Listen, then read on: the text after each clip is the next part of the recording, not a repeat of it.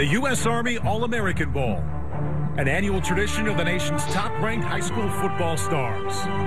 It's helped to springboard the careers of many NFL greats, like Adrian Peterson, Jamal Charles, angling for the pylon, touchdown, and Andrew Luck. Now, a new class of America's best steps onto the field to showcase their talents in the spotlight. They hail from all over the country and have come together to hone their skills and make their name a household one. I'm Kyle Allen, #1 quarterback recruit in the nation. My name is Dante Booker. I'm the top outside linebacker in the country. My name is Trey Quinn. I hold the national career record for receiving yards. Jonathan McCrary with the inside give, and inside the end zone goes Derrick Henry. Each one looking to turn their Friday playing days into Saturdays and declare their intent to the schools to which they've been heavily recruited. Today's the big day. It's my decision day. That's what it's all about. Stay tuned for my college declaration. I'm Quentin Nelson. Joe Mixon. Tony Michelle. I am a U.S. Army All-American. Today I am a U.S. Army All-American.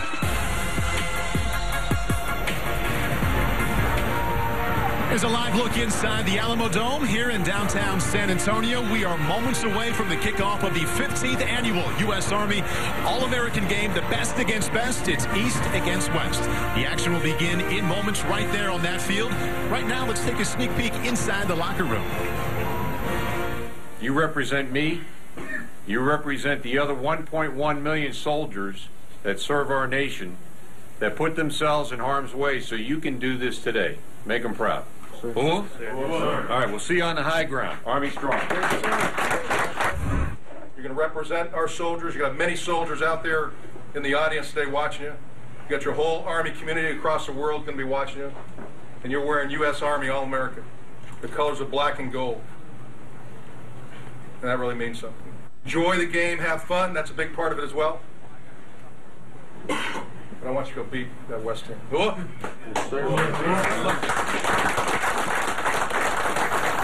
Thank you for being with us. Welcome inside the Alamo Dome. I'm Paul Burmeister. The example of the kind of talent, the high-level talent this game produces every single year, we are surrounded by it this weekend.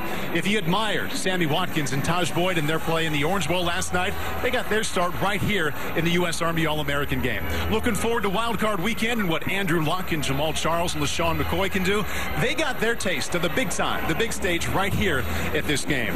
It's not just the talent on the field, though. It's the intrigue. These 9 players will tell us live on the sideline throughout the broadcast where they will be playing their college football. Always look forward to that in this game. And I'm looking forward to the commentary of my partners throughout the game. To my immediate left, Anthony Herron, and to my far left, Ross Tucker. And we just saw the list of the players who are going to let us know where they're going to play this year. You know exactly what that's like, Anthony. You selected Iowa, which was a wise choice, over Michigan and Michigan State all those years ago.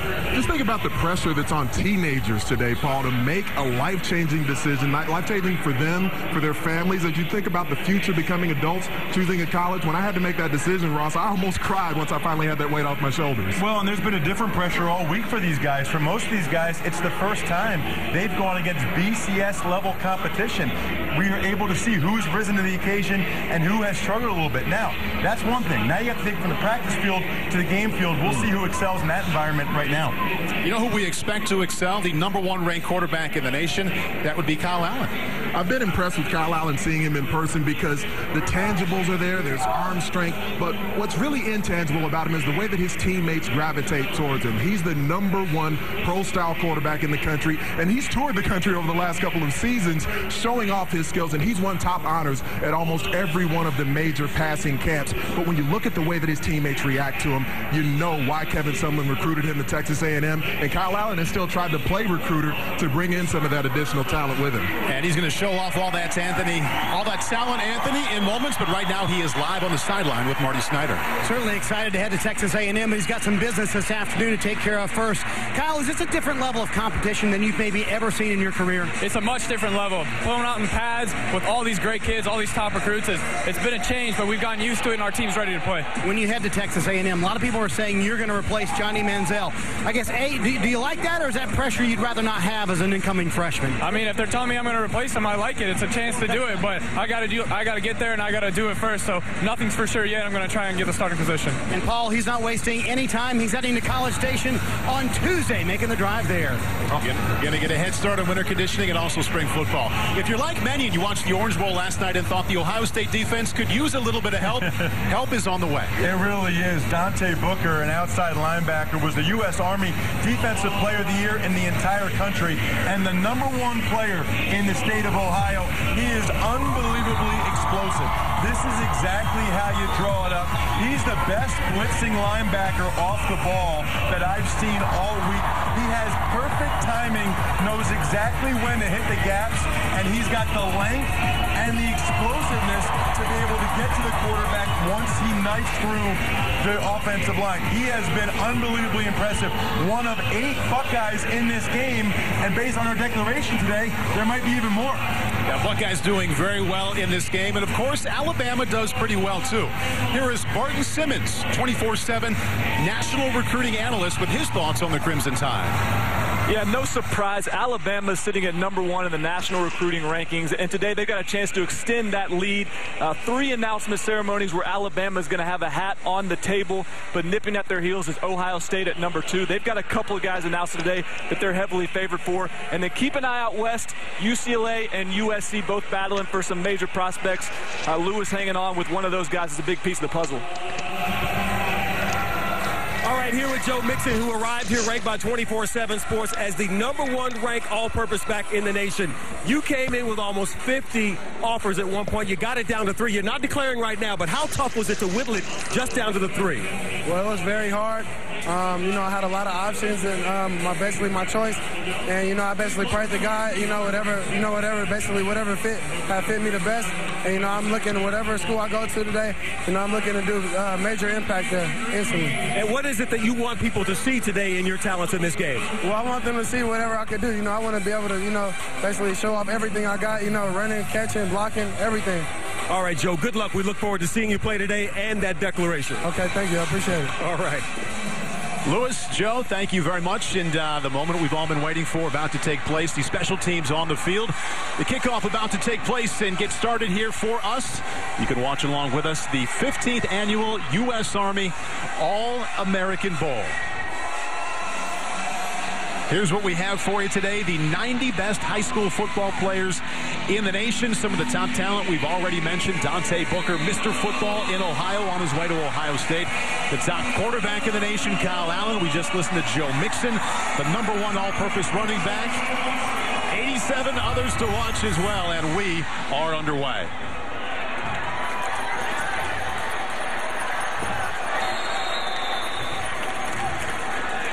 And the rules of this game will play 12-minute quarters. The defense somewhat limited. They cannot blitz. And the defense has to also play in that 4-3 scheme. And some rules also to the special teams. No onside kicks, no matter what the score is, coming up when we get to the 4th quarter.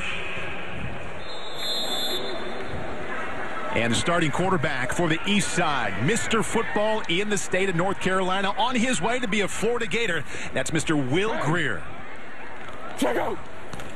Tailback is Sony Michel, but he's in an empty backfield. He dumps it off to Michel. And the future Georgia Bulldog shows he can not only run the ball, but catch it as well. That's one of the things that the Georgia coaches really like about Sony Michel is his versatility, his ability to catch the ball out of the backfield. This guy burst onto the scene as an 8th grader. He had 1,800 yards down at American Heritage High School in 8th grade. That is unbelievable. How many players can you say by the time they were done with 9th grade, they had over 3,500 rushing yards? Will Greer trying to rush the ball as well, but he is brought down just after he crossed the line of scrimmage, brought down by Buda Baker, who will be an Oregon Duck next fall. We got to look at the interesting element of Will Grier's game, because when you look at multiple recruiting services, some people list him as a pro-style quarterback. Some people actually do list him as a dual-threat guy. I kind of see him in that Colt McCoy sort of mold. He's probably not used to somebody being able to close on him like that. You know, when you're playing private school ball in North Carolina, you're not going to have a lot of guys like Buda Baker, who's going to Oregon, running the alley and carving you up like that. You mentioned the talent level, Ross, and to a player, they all mentioned how much they appreciated playing against this kind of talent. And how about the West front seven? Throwing down Nick Chubb, who will be a Georgia Bulldog next year, and he would like to see some more holes. Didn't see one there. Well, Chubb's good, but he's not this good. You see a great job by Solomon Thomas, number 17, closing the front side. So Chubb had to try to go back to the backside, but there was all kinds of West defenders right there. Usually it's pretty difficult to run the football in all-star games like this. Will Grier taking a break after he led the first series, and hats off to that West defense. Stepping up there on 2nd and 3rd down.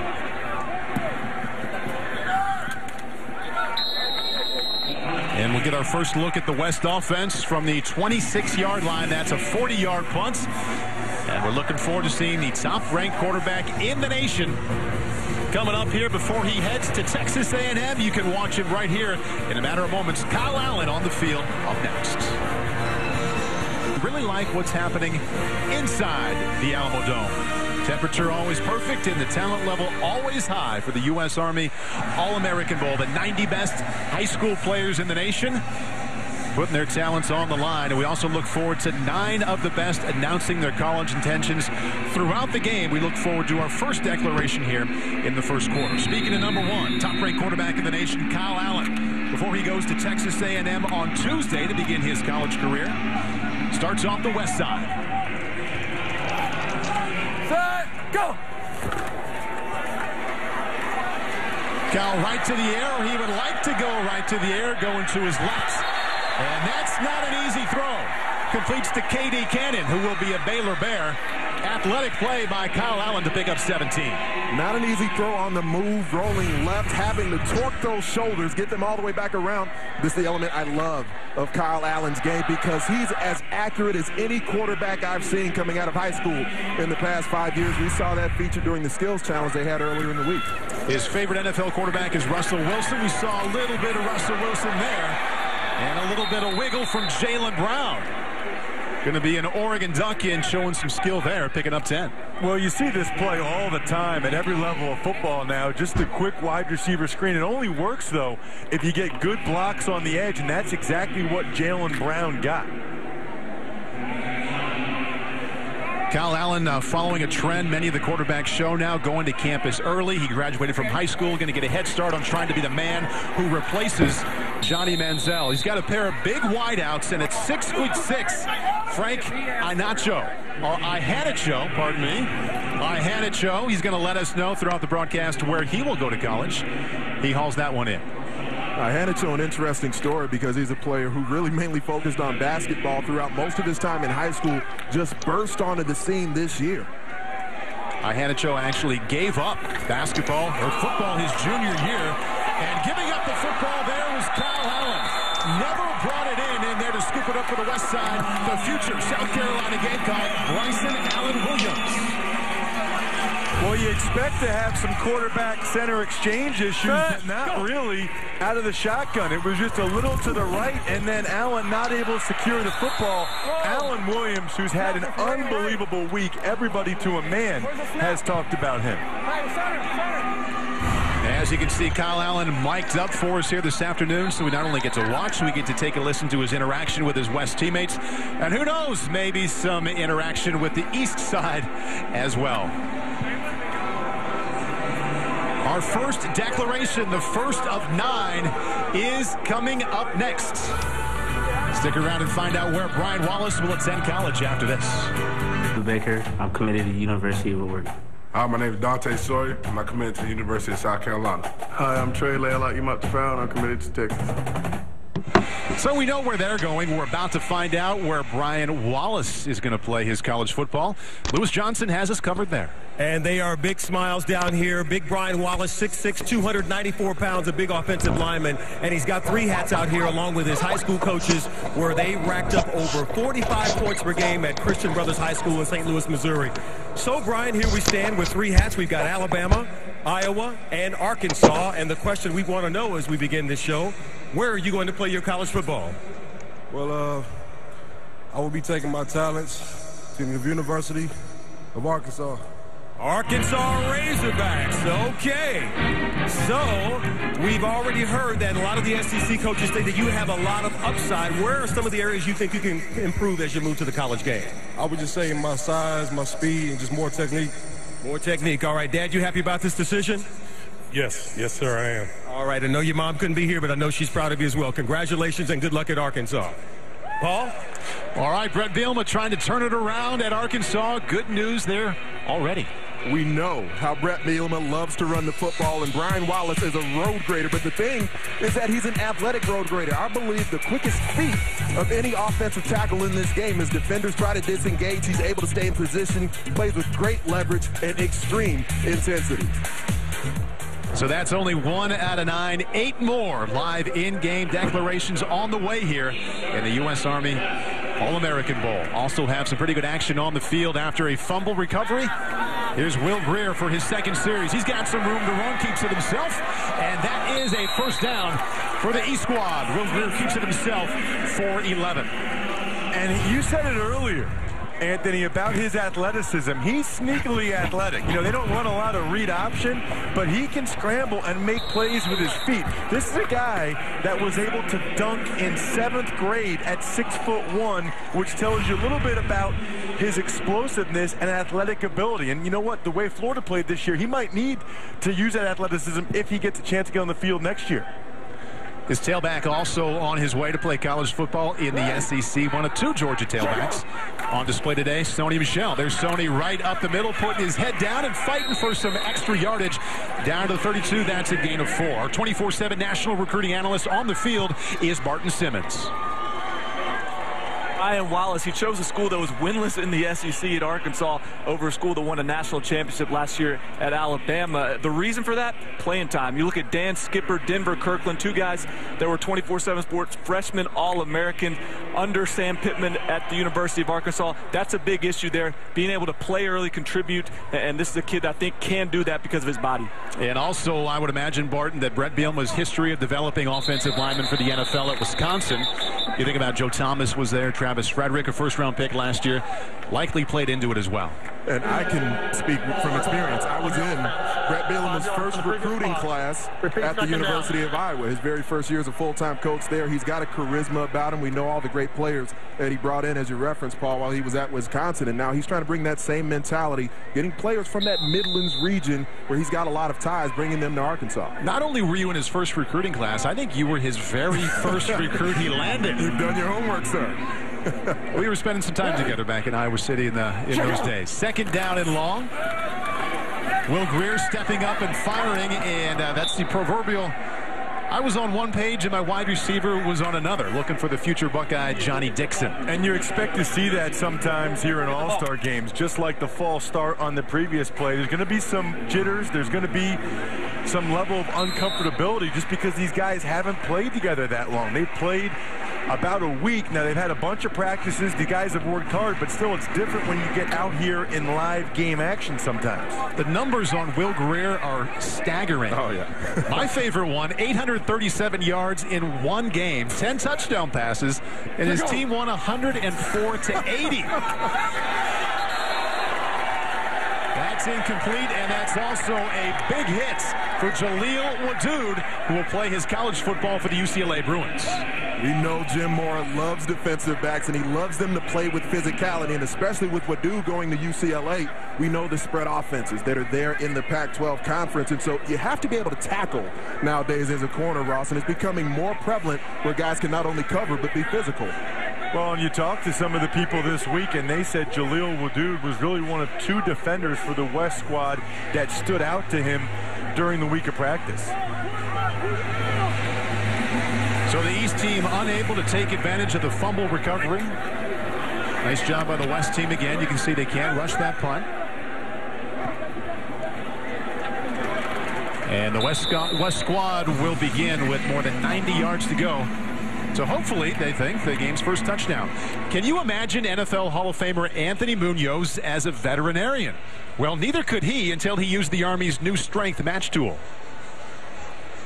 If Hall of Famer Anthony Munoz hadn't played football, the strengths that made him a star could have led him in another direction in the U.S. Army. Sergeant, I have to say, when I saw the results of my strength match here, I was very surprised. There's a variety of jobs in the Army: firefighter, explosive ordnance disposal, and then a veterinarian. Right. You know, most people, when they think the Army, they think, oh, the infantry or a combat job like that. When actually, that's a very small portion of the Army. There's a ton of different jobs that you get selected from. Sergeant, thank you for your insights. All right, thank you.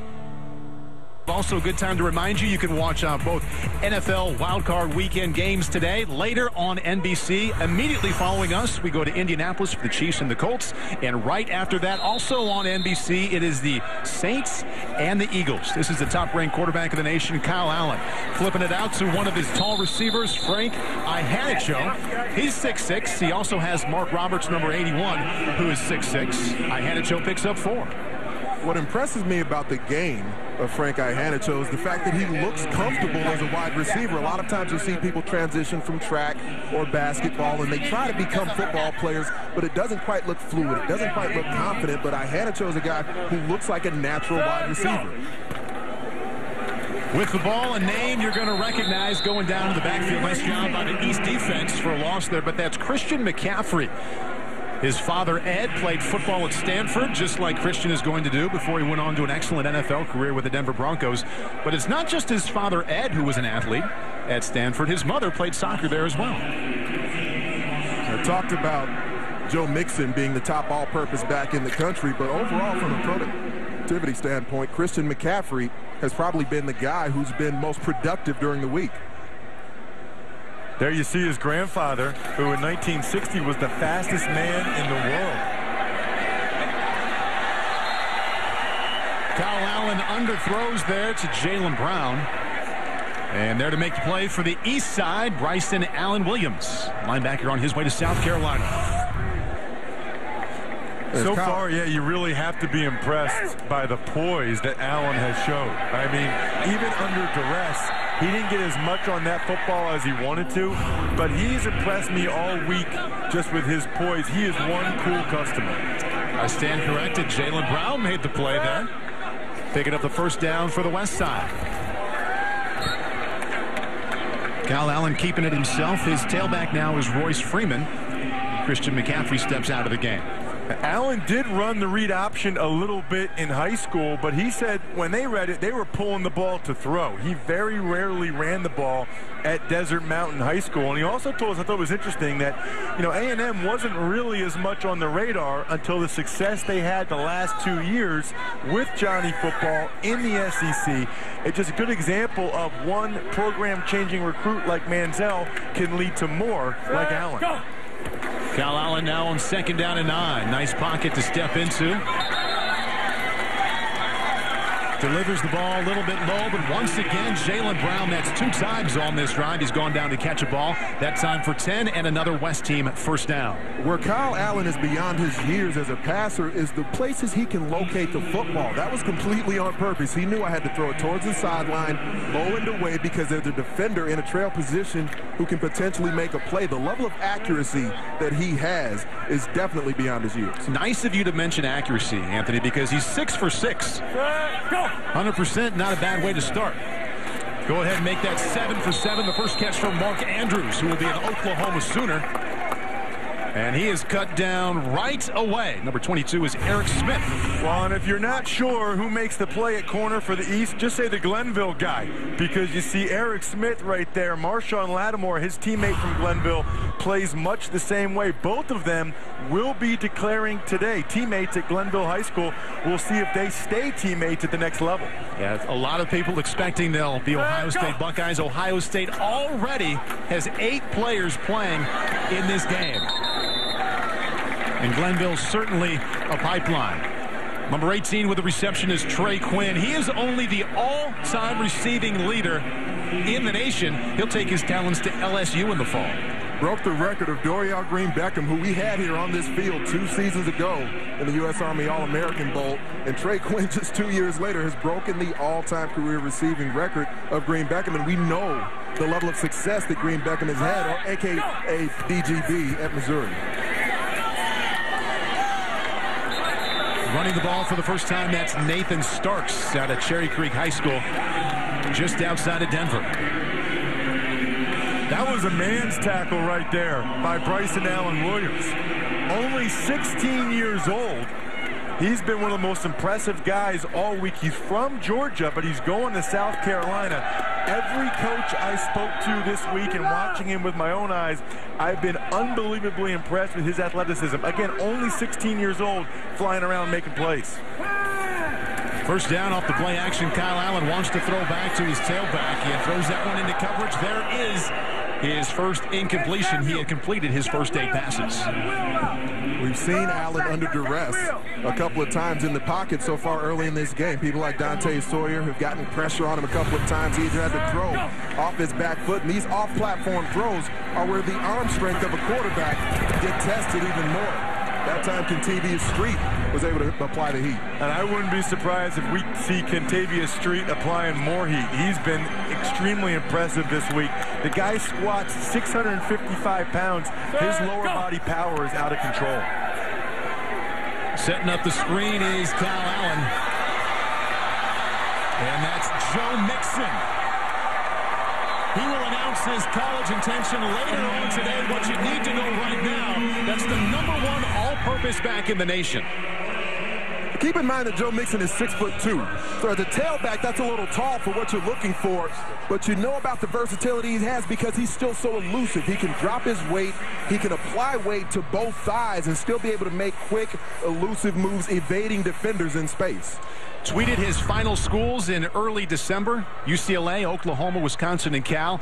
Cal has since been eliminated. He'll let you know later today if he'll be a Bruin, a Badger, or a Sooner. Kyle Allen fires that one incomplete, looking for his favorite receiver so far, Jaylen Brown. And broken up by a man we've discussed already, number 22, Eric Smith from Cleveland. He'll announce his college intentions later in the game. Boy, they know how to make defensive backs at Glenville, don't they? Yeah. I mean, Dante Whitner, Christian Bryant, who plays for the Buckeyes right now. He was injured this year. It just seems like every year there's one or two, and this year both the corners for the East, at least 2 of the guys that we'll see a lot of playing time today, are the Glenville duo. Play action to Joe Mixon, and Kyle Allen flushed out and just fires that one away. Nice job by the east side with that pass rush. In is Jalen Holmes. No surprise on where he's going, Ohio State. Yeah, he's going to Ohio State as well. He's one of the most physically imposing guys here. They ran a stunt, and Trevante Valentine came around. Allen did well really just to get rid of the ball, and that's what Kyle told us. He said the biggest adjustment for him this week has been throwing with big guys in his face. He's used to going against top-notch defensive backs from the 7-on-7 series, but this is the first time he's had big guys right up in his grill. Go! Got to get down inside the 2-yard line or the end zone. And looking to the end zone, but falling incomplete. Markel Pack, the future Florida State Seminole, couldn't come down with that one. That's a route that Kyle Allen throws with a lot of efficiency normally, being able to locate the football towards that back pylon, that back corner, throwing a fade route, a corner route, being able to locate it away from defenders.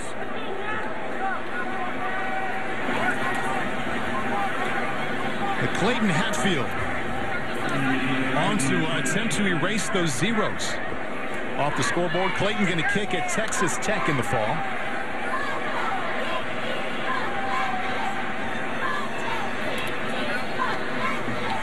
And this is an attempt from, we expect for it to be an attempt from 28 yards away.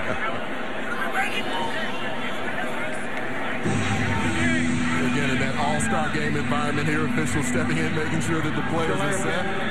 On the offense, 5 yards from the previous spot. Repeat 4th down. As much time as the guys have spent on the practice field this week, there's been a lot of other events that go on throughout the week in San Antonio. So maybe the field goal team and the protection that goes with it hasn't been the focus of all the players. Clayton's just more comfortable from 33 yards away, that's all. And I set him up for a tie off the upright there. We remain at 0.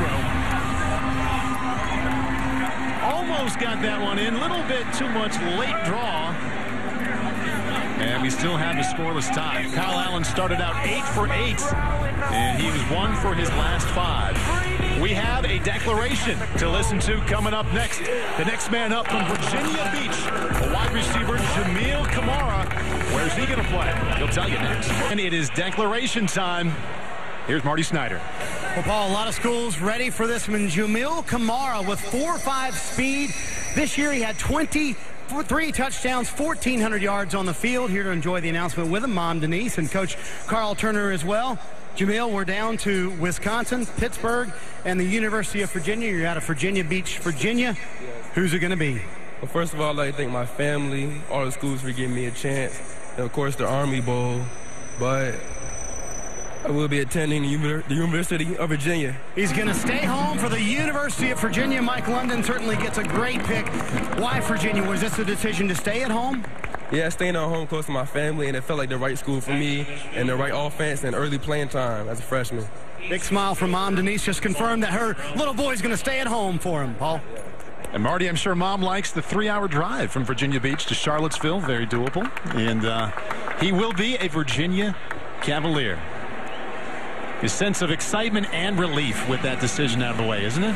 Without a doubt. I mean, as I mentioned in the open, going through this as a recruit, it really puts you in a position where you can take that weight off your shoulders finally.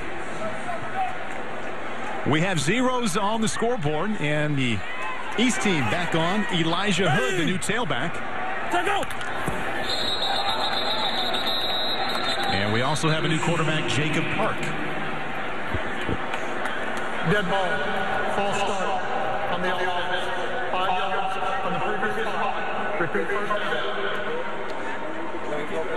And there is the next Virginia Cavalier, Jamil Kamara, basking in his moment here at the U.S. Army All-American Bowl. Obviously a tough year for the Virginia Cavaliers. They could use him. And my guess is he'll have the opportunity to play right away as a freshman.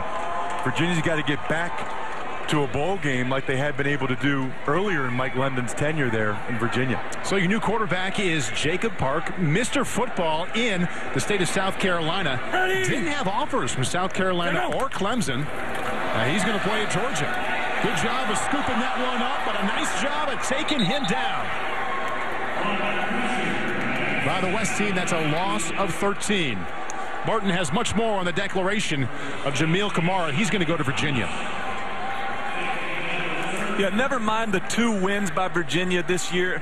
They still landed 3 of the top 5 players in the state of Virginia, did Mike London, and it was a loaded year in Virginia this year. So a really good pickup here in Jamil Kamara. Great job of Chip West and Mike London locking down Virginia Beach. They locked it in with Demetrius Nicholson a couple years ago. Smoke Mizell continued that tradition. Keep that foothold in Virginia Beach, and you're going to turn things around quickly, Virginia. And making that sack moments ago, number 17 for the West squad, Solomon Thomas. Turning the corner there, Elijah Hood. Decommitted to Notre Dame so he can say, I'm going to stay home and play at North Carolina. That's a gain of 5. I was really impressed talking with Elijah Hood yesterday. Has a great head on his shoulders. That's why he almost went to Notre Dame, but he thought, you know, I can get the same type of stuff in terms of a great academic institution right here closer to home. He's from Charlotte Catholic High School, and his lower body rivals Nick Chubb's. I mean, you can see where these guys get their explosive power from. Elijah Hood said changing from Notre Dame to North Carolina had nothing to do with football or academics. Told us it had everything to do with family and staying close to home. Go. Jacob Park, nice pocket to step into. And that's a completion. Number 24 is Demetrius Johnson out of Annapolis, Maryland. Still deciding on where he's going to school. That was actually an incompletion. Bottom line is the East team pumping this one away. See the defensive front from the West starting to impose their will on the game a bit more. The one sack was from Solomon Thomas, but several of the other guys in the defensive front on the snaps that followed were able to get heat as well. Solomon Thomas on his way to, you might as well just say it with me, Ohio State. 8 future Buckeyes at least, maybe more, playing on this day. Blocked punt. Goes out of bounds near the 15-yard line.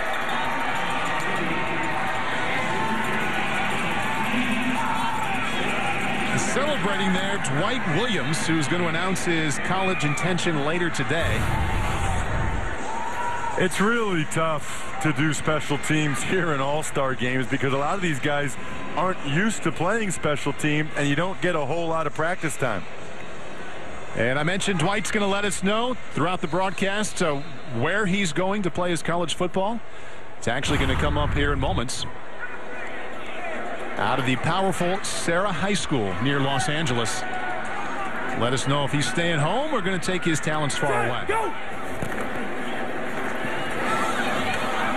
West team back with the football. And this is Drew Barker out of just outside of Cincinnati and Hebron, Kentucky, and had a chance to play all over the Big Ten or the ACC. He said, I want to help Mark Stoops do what he's doing, growing my home state school in Kentucky. He'll be a Wildcat. He's going there next week. He's continued to recruit additional talent, trying to get Mark Stoops into a bigger recruiting class. Talking to Barton Simmons earlier, Kentucky's really got a good class together so far. And that's the end of quarter number 1. We don't have a score, but we have declaration number 3 coming up. One of the top linebackers in the nation, Dwight Williams from just outside of Los Angeles. Where will he play his college football? He's about to let us know. Hi, I'm Dwight Williams, linebacker for the West. Stay tuned to find out where I'll be playing my college ball.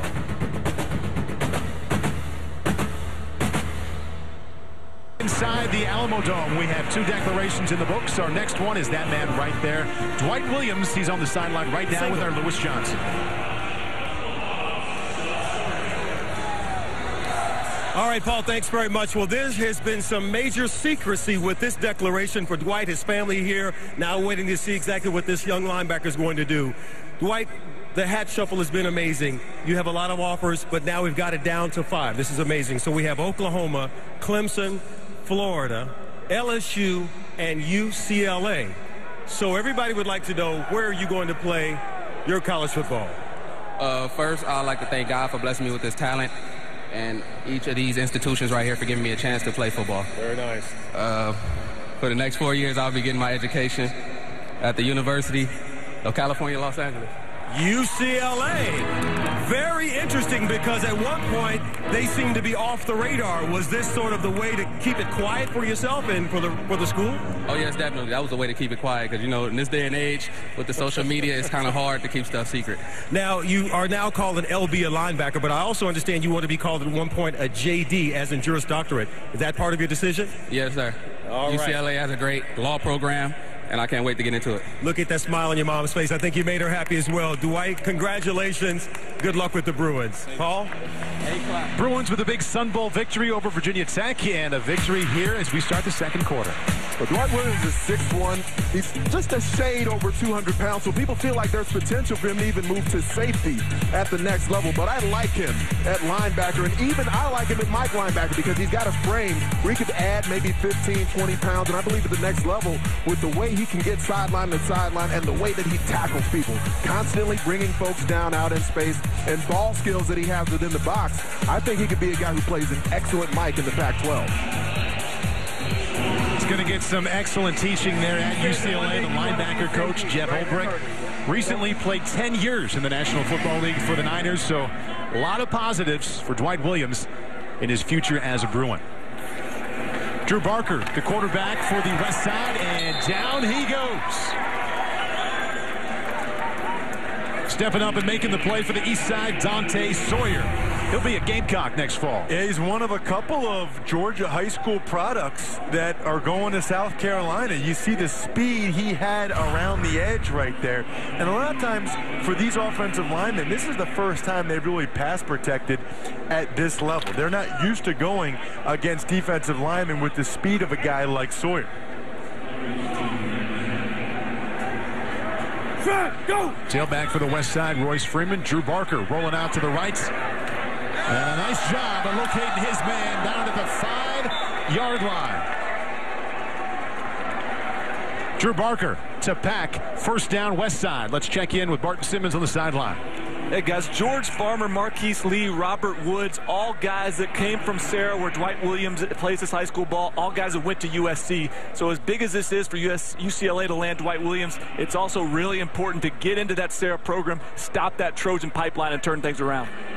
A lot of those guys that Barton mentioned, offensive players. That Winnipeg Center program out west, I mean, in California, they've had historically some of the best running backs and receivers that have come out of there.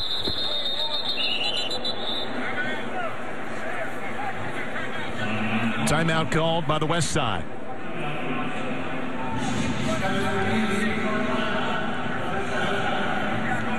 Dwight Williams just let us all know he'll play his college football at UCLA.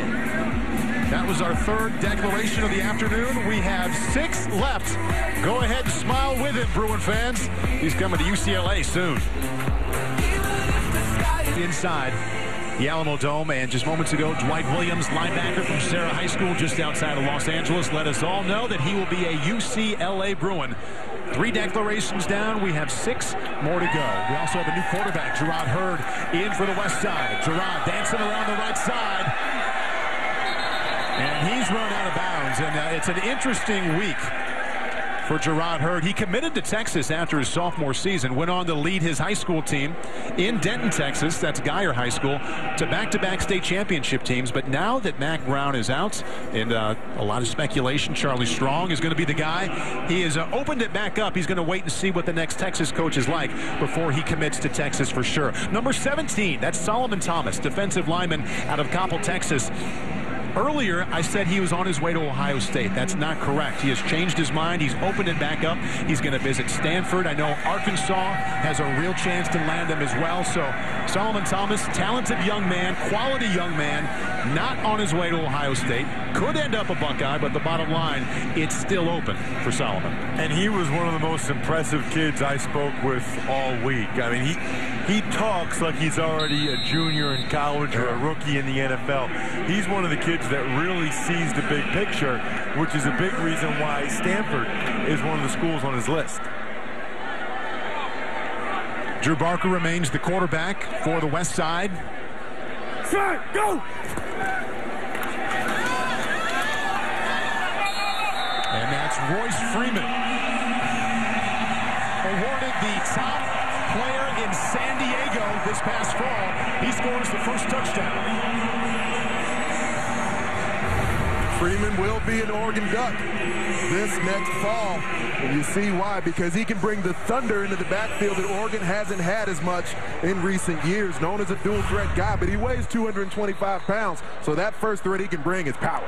He got hit there by Nick Ruffin at about the 3.5-yard line and was able to power through, and I like the presence of mind to reach the ball over the goal line like that. Clayton Hatfield up and in to make it 7-0 West Side. Royce Freeman awarded the Silver Pigskin Award as the outstanding player in San Diego this fall. Scored 41 touchdowns there. Has 1 touchdown today. Eric Smith out of Cleveland. Where's he going to play his college football? His declaration is next here inside the Alamo Dome. Still alive, baby. All day.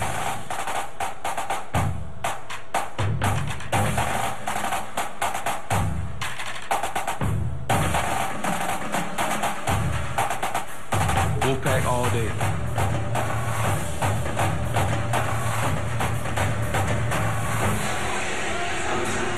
Next declaration coming from that young man right there out of Glenville High School in Cleveland, Eric Smith. For more, here's Marty Snyder. And, Paul, he is the first half of the Glenville High School out of Cleveland defensive backfield players that will declare today. You cannot question his speed, 4.4 in the 40. Also his classroom work, 3.0 in the classroom for the GPA as well.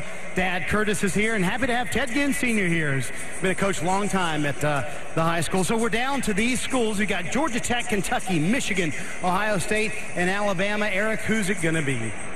First off, I want to thank God for blessing me with the talent just to be here.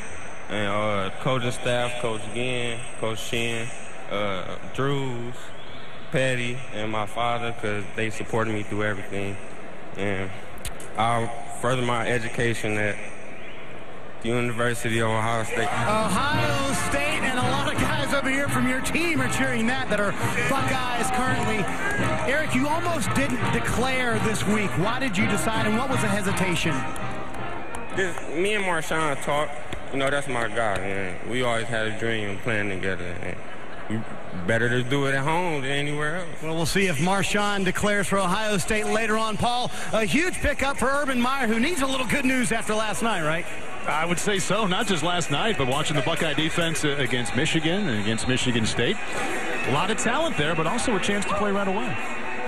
Well, he will, and that's because defensively they really struggled. You heard Urban Meyer after the game last night say, we are not a top 10 defense. That's what we expect to have at Ohio State. And that's now the 9th guy playing in today's game that will be a future Buckeye.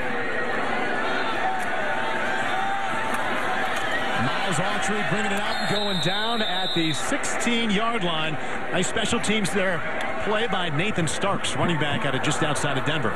Eric Smith made a bunch of plays on offense for Glenville, but he's probably going to play defense at Ohio State. You see there, able to get the ball and run down the sideline. I like his physicality. I mean, taking on a block right there and still making the play, that is not easy for a high school cornerback to do. You've already seen his physicality at times during the game today. Just think about how suffocating that defense must have been with Eric Smith and Marshawn Lattimore on the back end. And both guys, you referenced Smith being an offensive player. Lattimore, big two-way target as well. Quarterback for the East Side is Jacob Park.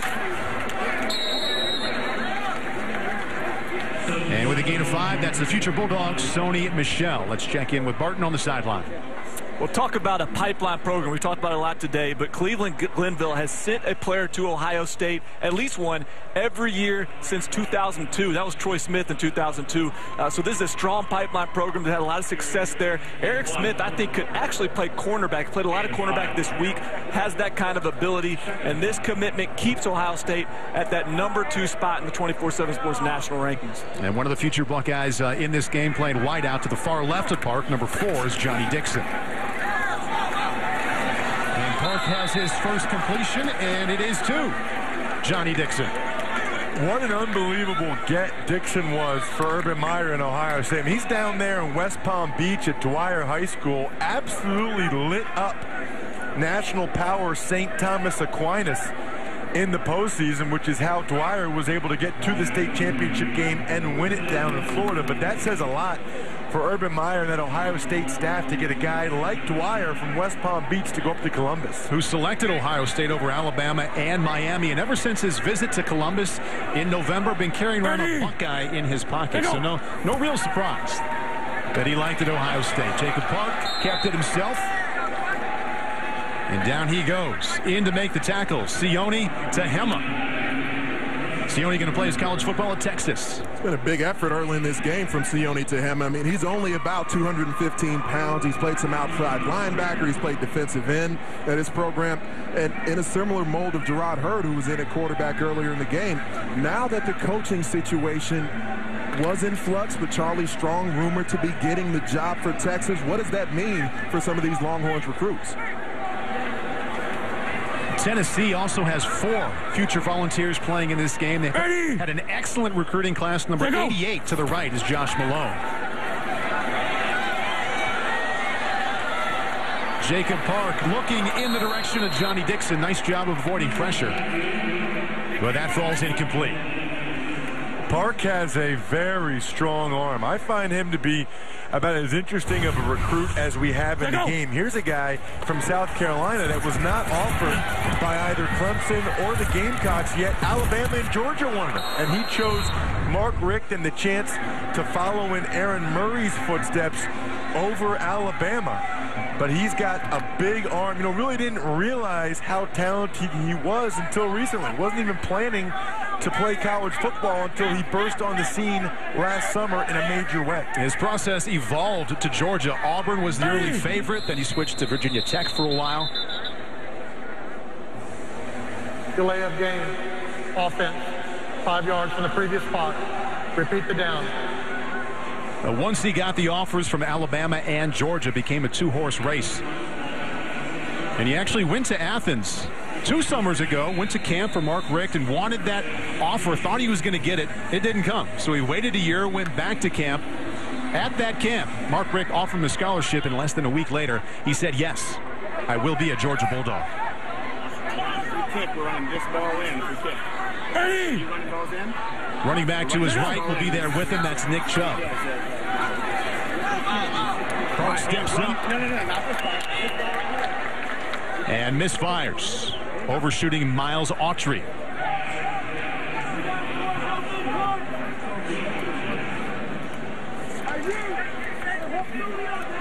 Coverage there provided by Clifton Garrett, the linebacker out of Plainfield South High School. He remains undecided, but he's the #1 linebacker in the nation. Also, according to 24/7 Sports, the #1 overall player in the state of Illinois.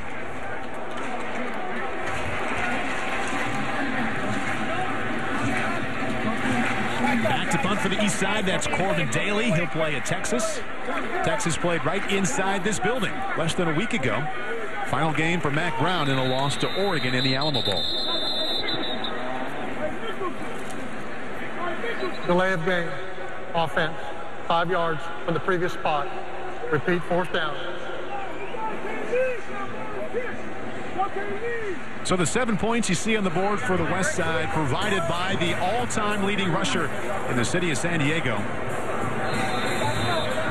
Punching it in was Royce Freeman earlier in the second quarter. Royce going to lead the state of California, though, and plays college football for the Oregon Ducks.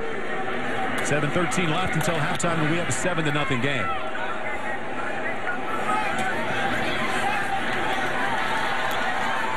And that's K.D. Cannon, who will play wide receiver for the Baylor Bears for the next 4 years. Declarations, big part of this game. The Ohio State Buckeyes, also a big part of this game. Eric Smith smiling. He'll go from Cleveland to Columbus in the fall. The Ohio State University. Oh, hey, all right. Oh, smile like a wolf. In the field and the hospital, First Lieutenant Rudy Garza blends 2 worlds to serve patients and save lives. I'm an officer for United States Army Reserve. I'm also an elite CT technologist.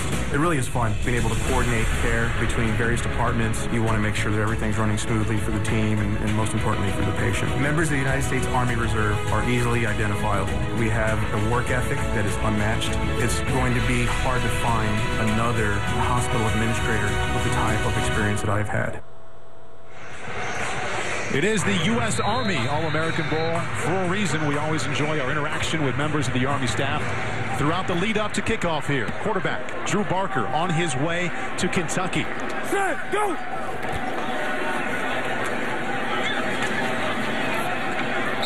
Drew flips it out wide for a gain of 3. Boy, it didn't take long for Eric Smith to get back out on the field and make a tackle, did it? I mean, he was just telling us he's going to Ohio State. Now he's right back out there making a tackle, and you have to love it. I think a lot of times the corners at the high school level are able to cover, but it's tackling where they're going to have to excel at the next level. Looks like Eric Smith already does. And Drew keeps it himself. And he was a dual threat. High school quarterback just outside of Cincinnati, only the second quarterback in the high school history in Kentucky to have over 50 touchdown passes and also 50 rushing touchdowns. That element of Barker's game that we just saw, it's part of the evolution of college football over the past decade. Ross, you were talking about corners, outside tackling. College football is now played outside the hashes, threatening the numbers. You don't see things attacking the middle as often as you used to in conferences like the Big Ten and the Southeastern Conference. We've seen with the addition of Missouri and Texas A&M to the SEC, now even that conference has gone to more spread looks. 3rd down and 3 out of the backfield. This is Christian McCaffrey. Before he plays at Stanford, we're all looking forward to watching him play here today. First down West team. He said he thinks Stanford will use him as a freshman like DeAnthony Thomas was used at Oregon. That's a pretty good indication of that. It's funny, we asked him, I said, Christian, your brother, your dad, Ed, they're both 6'4", 6'5". What happened to the height? He said, nah, it's okay. I got the speed and the good looks. They can have the height. I'll take the speed and the good looks. I added humility as soon as he said that. He smiled like, yeah, I left that one out. Drew Barker, good pocket to step into. And that is a first down. West team inside the 5-yard line. KD Cannon. You've got Josh Gordon, #1 receiver in the NFL out of Baylor. You can understand why talented wideouts want to go to Waco. You also understand why a number of schools are still trying to see if they can recruit KD Cannon and get him away from the Baylor Bears, because we know what Baylor's done on the offensive side of the football, turning into one of the preeminent scoring teams in FBS football. And KD Cannon is just going to be in the next line of receiving threat. You also have Josh Gordon, who I mentioned, #1 in the NFL receiving yards, to go along with Terrence Williams with the Cowboys, and that's another touchdown for the West team. Joe Mixon, #1 all-purpose back in the nation. He'll tell us where he's going to college later in the show. Right now, he's celebrating a touchdown. Making his way over to the military here in attendance, because this was a militaristic run. He put all kinds of thump right there with destruction on his mind at the goal line. Joe Mixon going to pick between Wisconsin, UCLA, and Oklahoma coming up a little bit later in the game.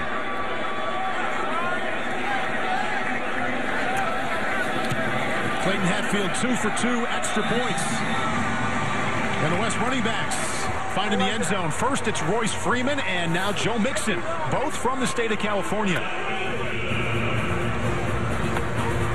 And Joe about to let us know here if he's going to stay in California to play his college football. 2 rushing touchdowns for the West team, and it's 14-0 inside the Alamo Dome. Saw Joe Mixon score the 2nd touchdown of the day for the West team. Right now he's on the sideline with our Lewis Johnson. And I don't know if anybody's having more fun at this game than Joe Mixon. You've got a big smile on your face, but let's go back and look at the screen plays earlier, and ultimately you led to the touchdown here inside the Alamo Dome. What are you seeing as you get the ball and begin to scan the field and make your way down the field?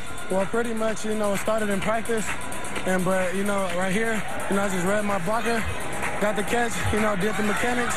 After this, you just have to finish the run, make the cut, just finish strong. All right, now take us to the touchdown. Well, the touchdown, I just ran my block. Damian Mama told me to follow him. I got right behind him, and he led me to score. And you weren't done, were you? Oh, no, never. Can't be done. Let me too. How great is it to spend some time here and give these guys, these soldiers, some cheer as well? Well, it means a lot, because, they fight their lives off every day for us. And, all I came to do out here, was to put on for Oakland, California, Freedom High, my coach's family back home, and, basically put on for the soldiers. All right, Joe, great stuff. Back to the game, huh? Thank you. Okay, Paul. And Lewis, he's going to let us know a little bit later in the game if he's going to take those talents from Freedom High to Westwood, to Norman, or to Madison. His declaration is coming up. This is Sony Michel. We know he'll be a tailback at the University of Georgia, and he's brought down to the 26-yard line. Michelle's really a great story, bouncing back from a torn ACL in 10th grade. A lot of times that can ruin recruits' prospects, but he'd already done so much in 8th and 9th grade that he was already a top prospect. Came back as a junior and had a decent year, but not as good as his freshman and sophomore years. It took him all the way till this season to get back to his 8th and 9th grade form. I can't even believe I'm saying that, by the way. 8th and 9th grade form. 8th grade. Caleb Henderson is the new quarterback. Sony Michel is the tailback. Dead ball. False start on the offense. 5-yard penalty. Repeat first down. For more on Sony Michel, here's our own Marty Snyder. Well, of course, going to Georgia to play a little football, but his music career is what he loves to do in his off time. He's been rapping for 3 years. He's become quite popular. He's actually had a few paying gigs to go play at schools and a couple of different things, and he's got some videos on YouTube as well. He calls himself 2 Stacks with AZ. I asked him what that meant. He says, because I want to get 2,000 yards in one season, and he gets a pass right there. He said, I want to rush for 2,000 yards in one season, but football is certainly more important to me, and he's doing all of that while carrying a 3.85 GPA. That's pretty impressive, and he's almost as busy as you are, Paul. Well, he had a hard time getting back to the line of scrimmage there, but what an unbelievable high school career. 8th and 9th grade, sat out 10th with a torn ACL. Then his junior and senior year, over 6,600 career rushing yards and also 81 touchdowns. Yeah. And his head coach, Mike Rumps, is actually here, and he's one of the coaches on the secondary for the East squad.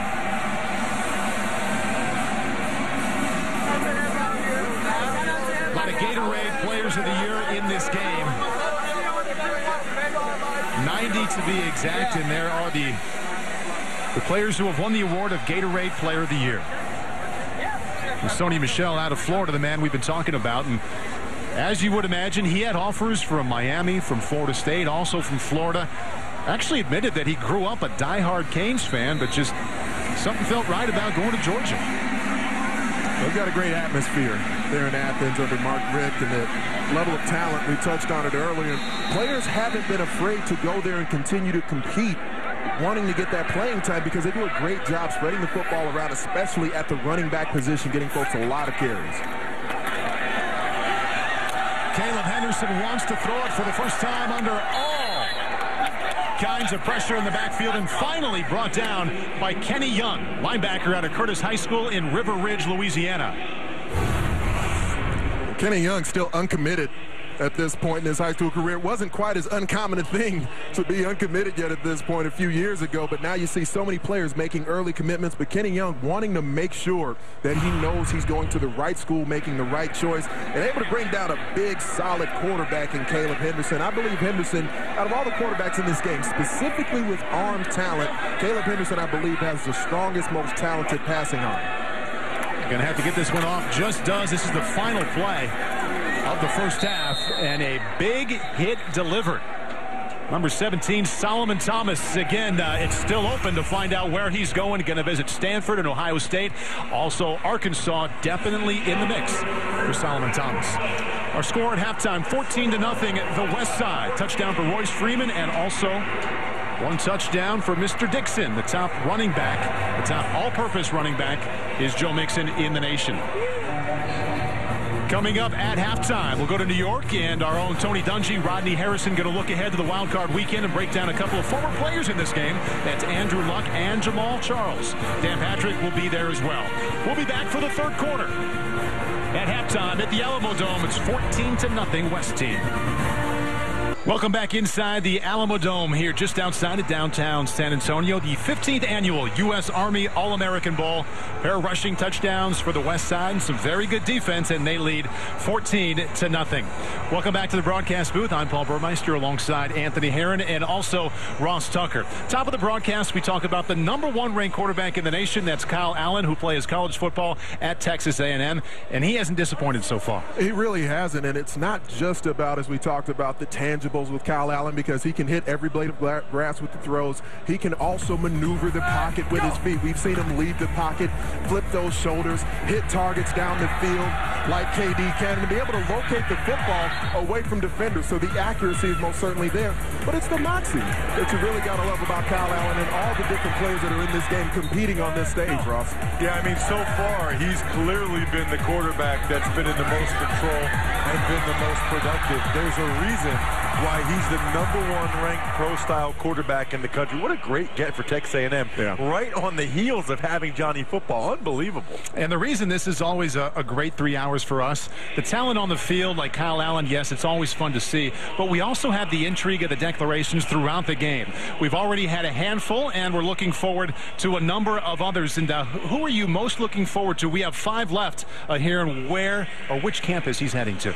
I'm excited to hear Bryce Dixon, because the tight end position at the collegiate level, at the next level in the pros, has turned into that hybrid spot that you get so much out of them. Inline blockers, H-backs, slot receivers. So Bryce Dixon, I think, is a guy I'm excited to see. Well, for me, it's Joe Mixon. I mean, we've already seen his talents on display out there today. The #1 ranked all-purpose back in the country. He reminds me a little bit of Adrian Peterson. He's number 28. Really impressive. Football declarations, 5 more left to come in the second half. Marty Snyder on the sideline right now thinking about an ROTC declaration.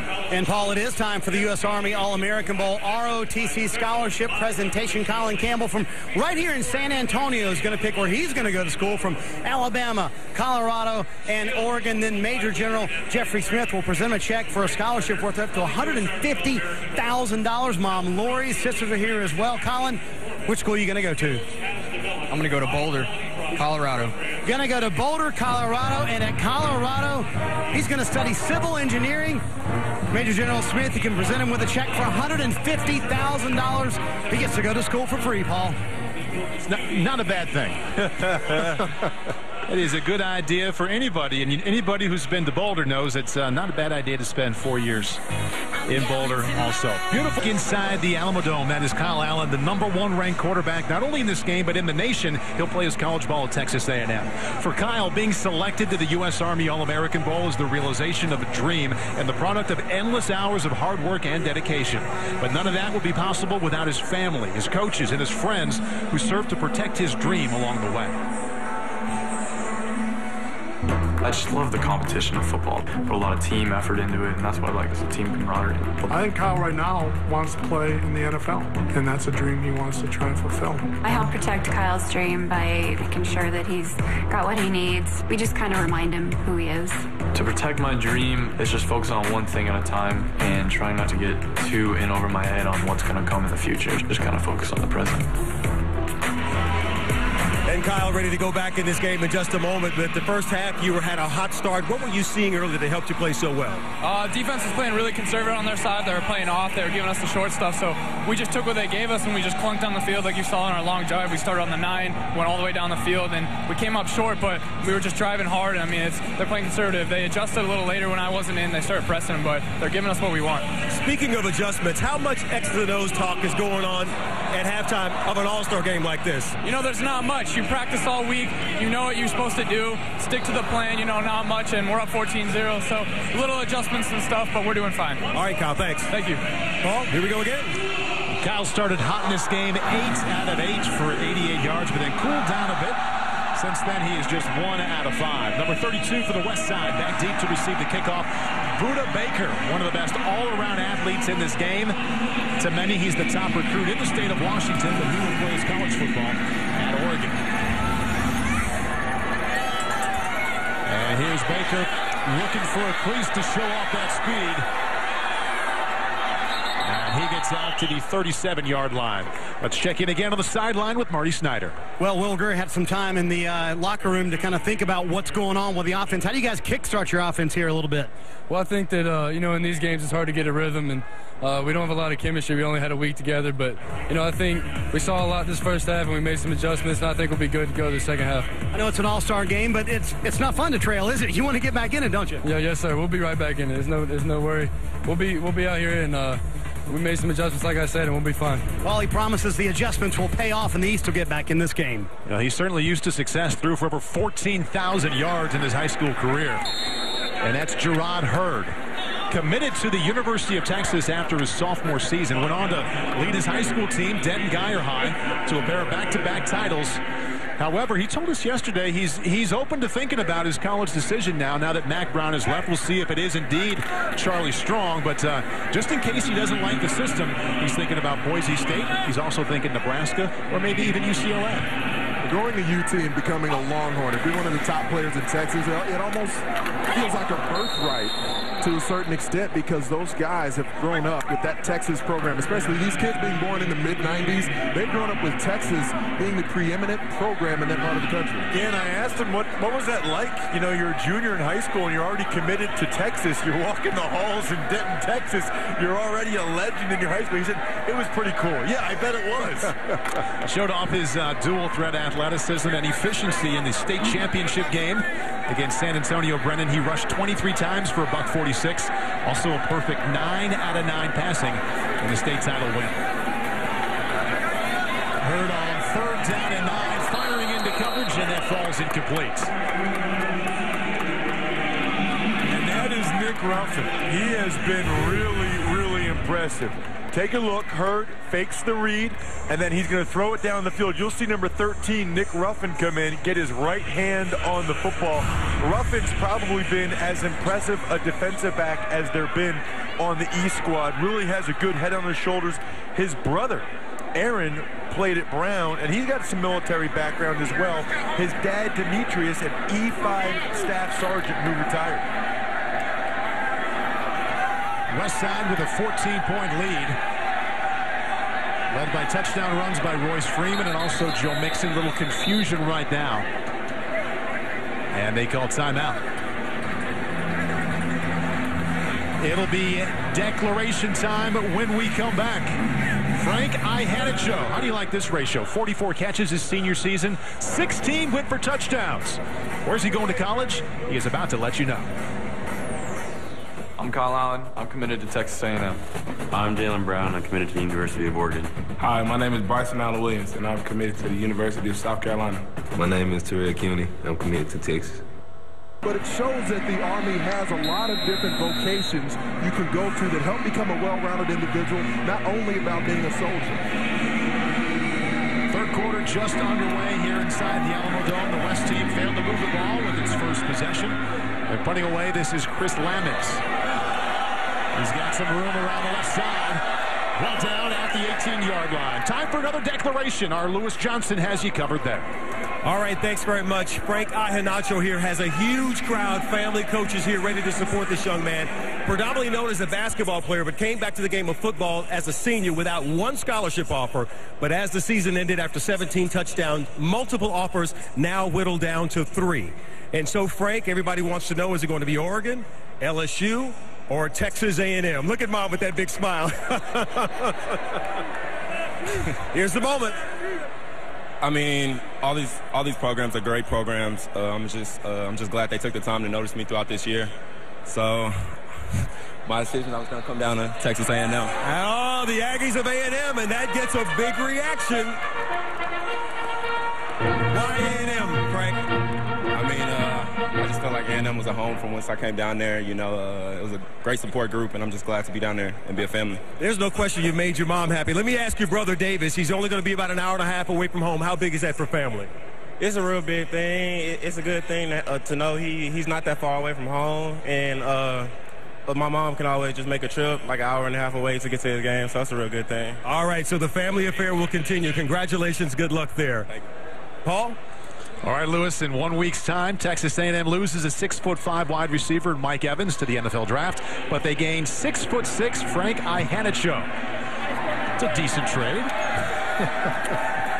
One that Kevin Sumlin sure hopes works out. Quarterback for the East team is Caleb Henderson, and the running back, Nick Chubb, who's on his way to Georgia.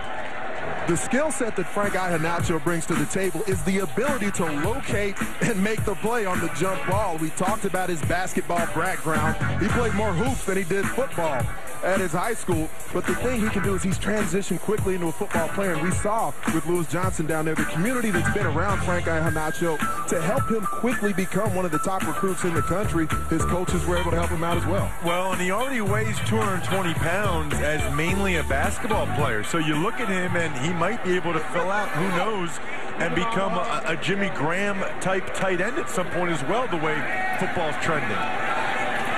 Caleb Henderson stepping up there on 3rd down and 8. Not quite enough for a first down. For more on Frank Ihenacho and his decision to attend Texas A&M, here's Barton Simmons. Well, the jump ball lives on in College Station, guys. I mean, Mike Evans takes off for the NFL. Frank Ihenacho steps in. Same frame, 6'5", 6'6". He's got a 6'11" wingspan, so that really gives you a big catch radius if you're a quarterback. He may redshirt, add some weight just like Mike Evans did, but you add him to a kid like Speedy Noel, who Texas A&M got earlier this week, a 5-star wide receiver. That's a great combo for Kyle Allen to throw to in the future. Kyle Allen going to perform at Cal Field. See how many times he can find Frank Ihenacho. Christian McCaffrey on his way to Stanford. The impressive return just inside the 40-yard line. Going to play running back and slash a little bit of slot. Thinks they're going to use him at Stanford just like Oregon uses DeAnthony Thomas. Frank Ihenacho, nice to have it over with. He is on his way to College Station to catch passes as an Aggie. We're back inside the Alamo Dome after this. All right. My name is Zach Whitley, and I'm committed to Alabama. My name is Joshua Frazier, and I'm committed to Alabama. I'm Sean Hamilton. I'm committed to Alabama. Yo, Bama. Roll Tide. Will Grier going to see that side 4 times as a Florida Gator. Quarterback from North Carolina headed to Gainesville. Over the years, Football University has trained and coached 29 Army All-Americans, including Will Grier.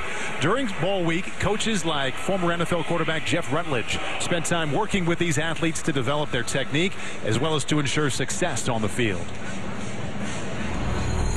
Football University trains the top football players in America. As the game has changed, safety is more important. The elite training is technique-based, which is a difference maker in an athlete's career.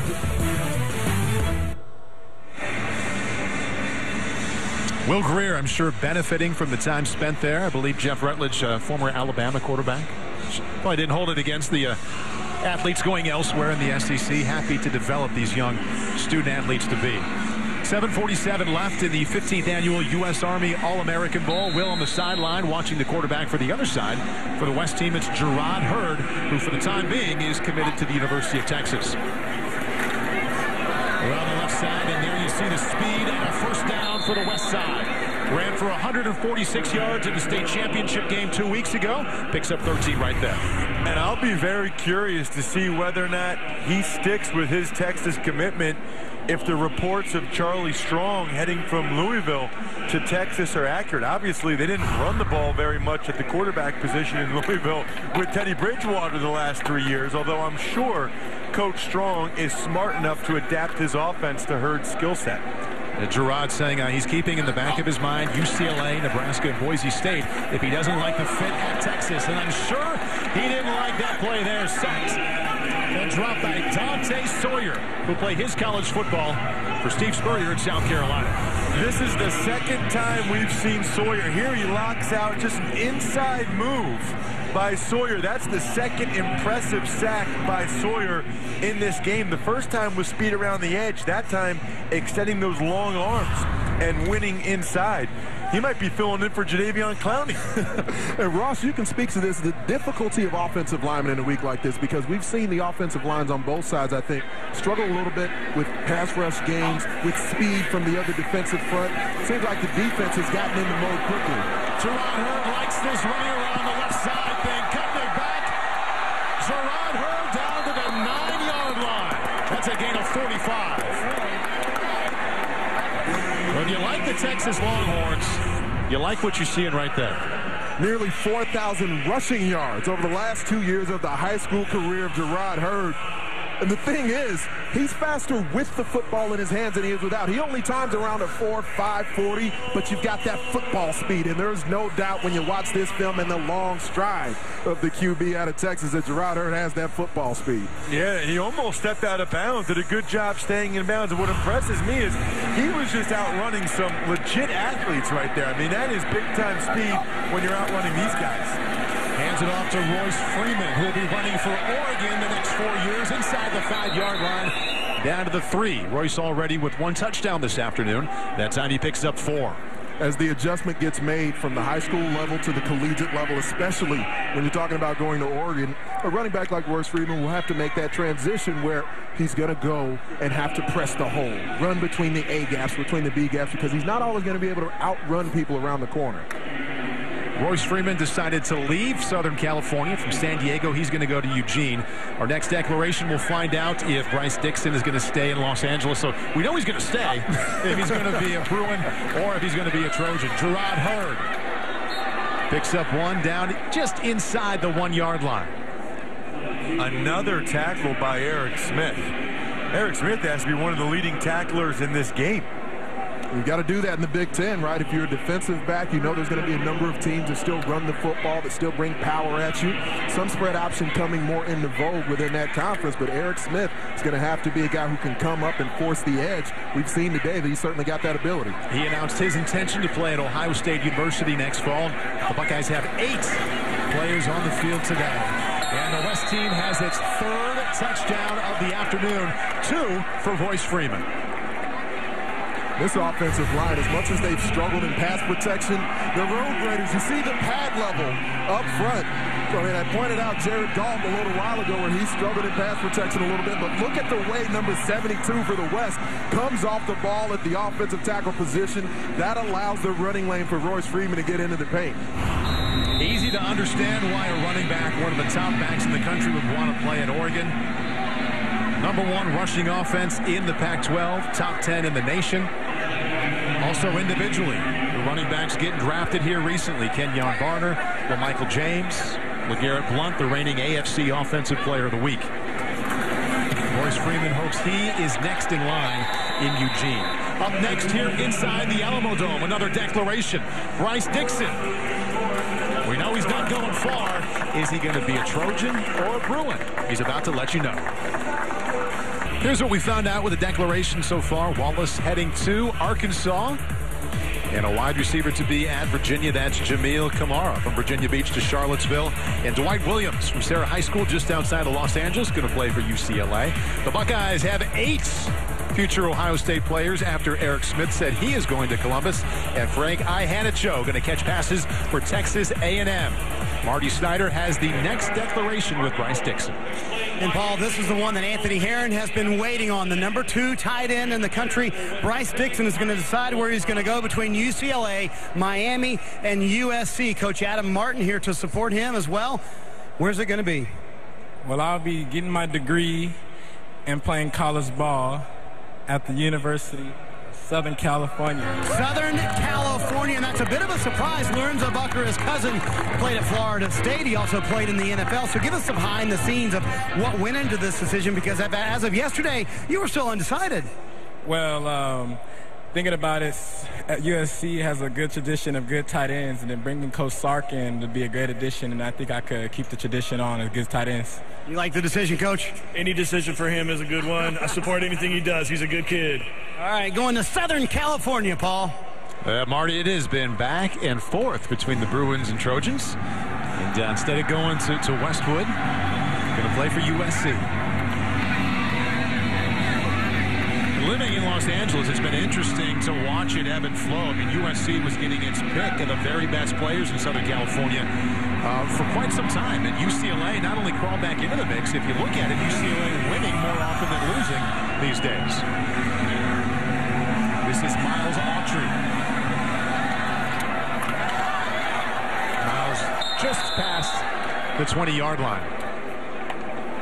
Bryce Dixon is every bit of 6'4". Right now, he's in that 215, 220-pound range. He's actually lost 40 pounds since his junior year. He was 260 earlier in his career, but we see the fluidity that he runs pass routes with. He's one of these guys who's basically a wide receiver in a tight end's body, and he can make circus catches anywhere you want him to, outside of his cage, one-handed, two-handed, diving outside his frame. It's really impressive to watch the growth and development that he's had, not only as an athlete, but as a more physical football player, a guy who's probably going to be in that H-back slot sort of role, but he can emerge as being more of an inline blocker. Future Tar Heel Elijah Hood trying to turn the corner. Impressive job of doing so. Out to the 27-yard line. That is a gain of 6. Let's check in with Martin Simmons to tell us what this new commitment means for USC. Well, it's only the 15th commitment for USC in this class, as they still deal with some scholarship limitations right now. But it's big for USC because it's a big momentum builder. Beat UCLA in it. But watch out for the Bruins heading down the home stretch. Again, he's going to visit both schools officially in January. So they still have a fight on their hand. Does Steve Sarkisian, but he's a good one. Really like that NFL background for USC. Jacob Park now in at quarterback out of Stratford High School, Goose Creek, South Carolina. He'll play at Georgia. And that's incomplete. Looking for Damari Kitts, a wide receiver, one of 2 wide receivers out here today.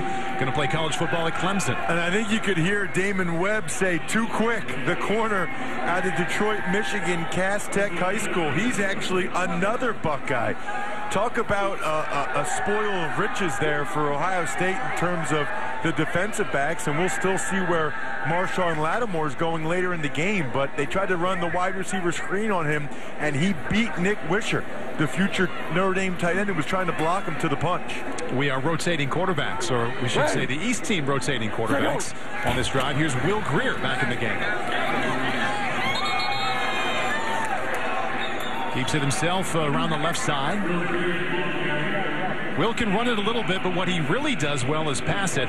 State title game, 599 yards passing and 7 touchdowns. He was a little off his game because he's been known to go over 800 yards. That was the whole postseason, or? That was one single game. You have numbers like that when you're junior and senior year, you're over 10,000 total. Good grief. Well, what I like about the game where he had over 800 yards, Paul, that we were talking about earlier, is the final score was 104-80. So it's not like they were running the score up. Like, they needed all those yards. They needed him to stay in the game and keep throwing. Otherwise, they might have lost. That's a good thing his defense came to play on that day, holding the opponent to only 80 points. Jacob Park misfires. And the rotating of quarterbacks doesn't work for the East team as they still look for the very first points. We're looking for more declarations. Bryce Dixon is happy because he just told us he is going to be a USC Trojan. It's still, I don't think. Freeman Jones. Caleb Henderson. Elijah Hood. Billy Spain. Go Williams. Yeah! I went too early. Now at heart, fast and physical, and you're only doing fast and physical. It's no accident that linebacker Zach Whitley has achieved so much in his life with mentors like Staff Sergeant Robert Statham, a broadcast journalist in the U.S. Army Reserve, in his corner. So you surprised to see me? Yeah, suited up. I mean, that surprised me that they teach stuff like this there, that you can just be a cameraman. Yeah, the Army has all kinds of cool opportunities. I've been all over the world. They teach you some really cool stuff. I really appreciate that. If I didn't have football, I would go to the Army. The best thing in the world is to represent this right here, the U.S. Army. And Zach Whitley had a change of heart last night, decommitted from Alabama. Going to play college football at UCLA. Which I think Paul brings up a really good point, which is that nothing is official until these guys sign a letter of intent on the dotted line the first Wednesday in February. I mean, there's still about a month to go, and there could be more guys like Whitley that change their mind. That's what's turned into a huge part of the recruiting game now, is that you have to stay after these athletes even after they commit. Kyle Allen going to Texas A&M and looking toward the end zone. It's out of bounds. His intended receiver is actually his running back, Christian McCaffrey. Father Ed was a great receiver at Stanford. He'll also go to Stanford. See if he can have the type of career his dad did. Ed McCaffrey, the solid career, if not really good career, for the Denver Broncos. Yeah, it is interesting, just getting back to Whitley for a second with his decommitment from Alabama to UCLA. There are certain programs that you can tell based on this game are on the rise. UCLA, Baylor, Texas A&M. They're getting a lot more players in this game than they used to. Kyle Allen throwing in rhythm that time as the West team picks up a first down. The completion to Bryce Dixon moments ago. He told us he's going to USC. Now he has a first down reception. It's about time they threw the football to him. He's 6'4". He's got a huge wingspan. He's a big-time playmaker. Nice to see the tight end get into the action here, too.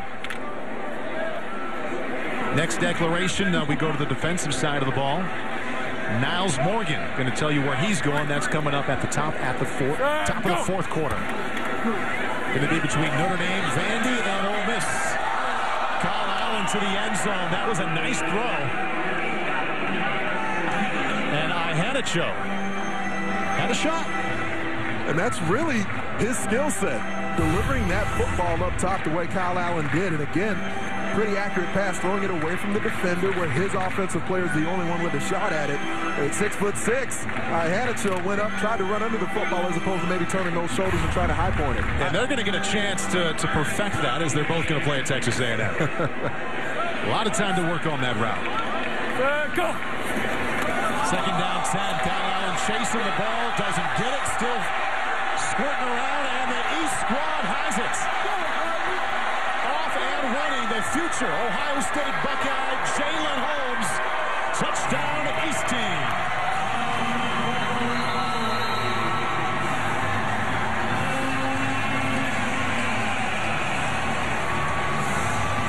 And as you can see, an injured West player on the field. That's the quarterback, Kyle Allen. Now being helped up. And good to see him walking off the field.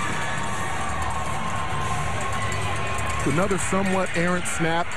As you mentioned earlier, Ross, that QB center exchange, very difficult to get down in a game like this and be precise with it.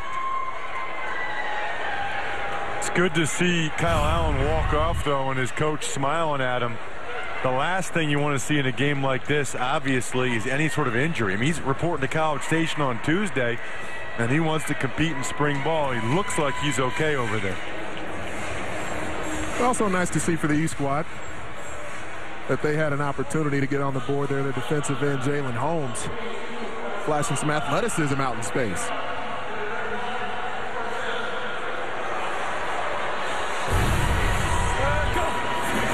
As the play develops, snap from center, just slightly off.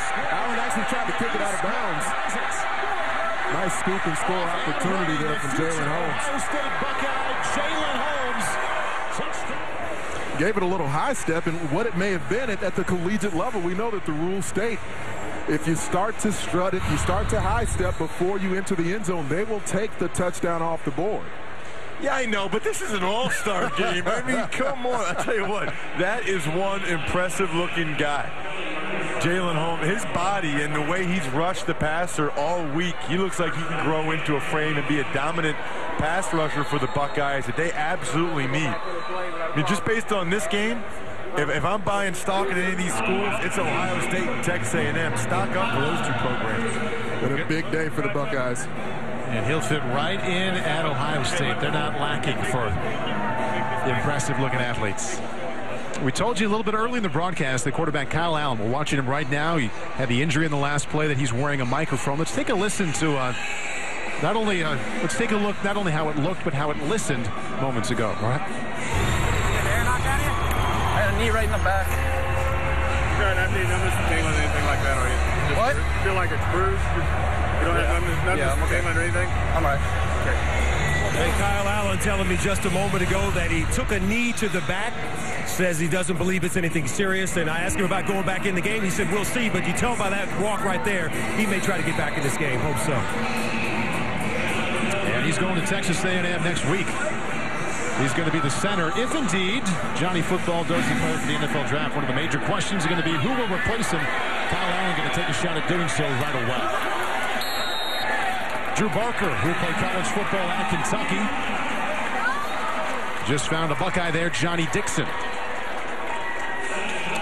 Dixon has been one of the most impressive receivers all week. Watch the fancy footwork here. Able to get that 1 foot in before he goes out of bounds. Dixon lit up opposing secondaries in Florida this year, high school football, and he is going from Palm Beach Gardens to Ohio State. So another Buckeye making a play. Musical chair quarterback continues for the East Squad. Jacob Park is the quarterback and getting down near the end zone. Number 21 is Nick Chubb, Georgia Bulldog to be, along with Sony Michel. Will also be with him in Athens, and he was with him in the backfield on that play. This is Nick Chubb territory down here. Earlier in the week when we had the skills challenge, Nick Chubb was the guy that everyone wanted to get involved in the tug-of-war contest because he got over a 600-pound squat. But Chubb leaves the field. And Drew Barker is back in at quarterback. Play stop once again. We have a timeout called by the West team. Well, the West had too many guys on the field, so they had to call timeout. Otherwise, they would have gotten a penalty. And the quarterback is actually Will Greer.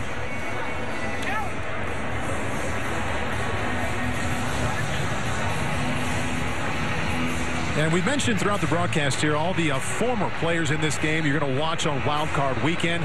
One of them, All-Pro selection, Jamal Charles. We asked him to recall his experience here in San Antonio.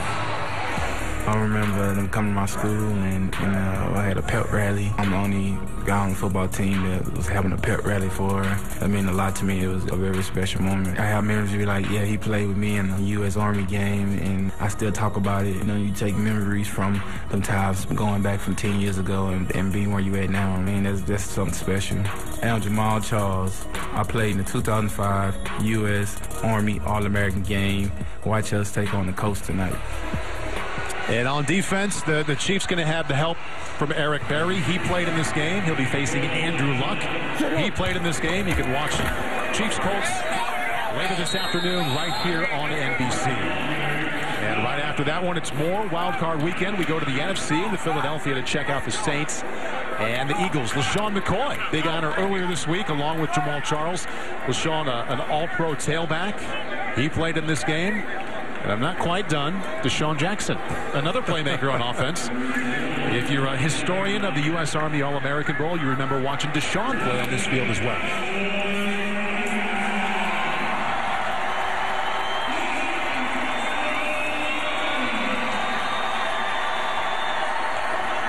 team looking to capitalize on the fumble recovery by Jalen Holmes that brought him this close. Jalen actually made it into the end zone, but was a little too excited. His celebration led to a penalty, brought the football back. And now the East looking to score for the first time today. The quarterback there is Jacob Park. More declarations coming up. Niles Morgan, a linebacker. Will he stay in the Midwest or go to Vanderbilt? He's about to let you know. Buckeye, he is Eric Smith, the defensive back. Frank Ihanicho going to play wide receiver at Texas A&M. Tight end, he'll also catch passes. That's Bryce Dixon going to USC, is the Los Angeles native. We have 3 more declarations to go, starting out with Niles Morgan. Here's Lewis Johnson. All right, a big linebacker out of Creek Mooney High School in Chicago, Illinois, just outside Chicago, as a matter of fact. Here with a lot of family members, mom, dad, auntie, grandmother, everybody came into town for this big moment. And so, Niles, you have been sought after around the country. You've got it down to 3 hats. And in front of us, we have Vanderbilt, Notre Dame, and Ole Miss. And so after a big day where you've got 8 tackles so far, the world awaits your decision. Where will you play your college football? I mean, first of all, it's been a humbling and blessed experience, you know, a great journey. But today is going to end with me committing to University of Notre Dame. The Fighting Irish. Brian Kelly picking up a big linebacker. How difficult was the decision for you? It was hard, you know, because I really love both schools that were contending for this. But just came down to what was most important. Right, and how do you think you'll be able to help the Irish defense next year? They do need a Mike linebacker, so, you know, I'll come in and fill that role. All right, you will be the guy. Yeah. All right, is family happy about that, coach? Is everybody good? Thumbs up. Thumbs up, Paul. And Niles Morgan going to make the short drive from Chicagoland to South Bend. Niles Morgan plays the game with a ferocity that teeters on the brink of sheer bedlam. He is a seek and destroy linebacker like few other in the country. You see the blitz ability that he has penetrating into the backfield, but he's instinctive. He can locate the football outside the hash marks. He can chase it down, and he hits anything that moves. There's a lot of friendly fire on the film of Niles Morgan as well. Friendly fire as in hitting some of his own teammates? If they were in the way, he was willing to do it, Paul. All right, the East team looking to start the 4th quarter with its very first touchdown. They trail 21-0. This is Sony Michel. And there is your East touchdown, scored by the future Georgia Bulldog.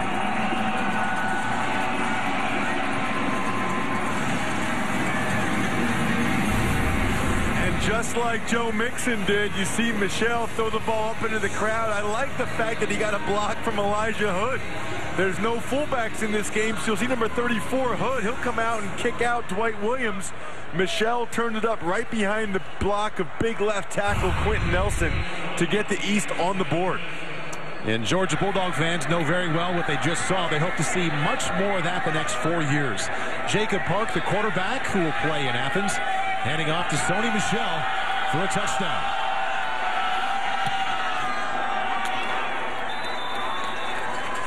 Extra point is pushed by Freeman Jones. And it's 21-6. So Niles Morgan going to play linebacker. He says Mike linebacker for Notre Dame. And Barton, what does that mean for the Irish? Well, it's a big pickup, and it really speaks a lot to what Brian Kelly's been able to do on the recruiting trail. At one point, Vandy led. At one point, Ole Miss led. But Brian Kelly really honed in on Niles Morgan late in the game, really made him a priority and showed that that Notre Dame brand still means something, still sells. No defensive coordinator, doesn't matter. Chuck Martin took off. Brian Kelly still came in and made this kid a priority, and I think he's a kid that can really help that Notre Dame defense. And there are 3 more future Irish playing in this game. And really no surprise, no matter what kind of season Notre Dame had. Like last year, they were a step away from the national championship. This season took a small step back. they're always going to recruit well. They're always going to have players on this type of field. Right, and Niles Morgan was one of the more impressive guys we spoke with yesterday.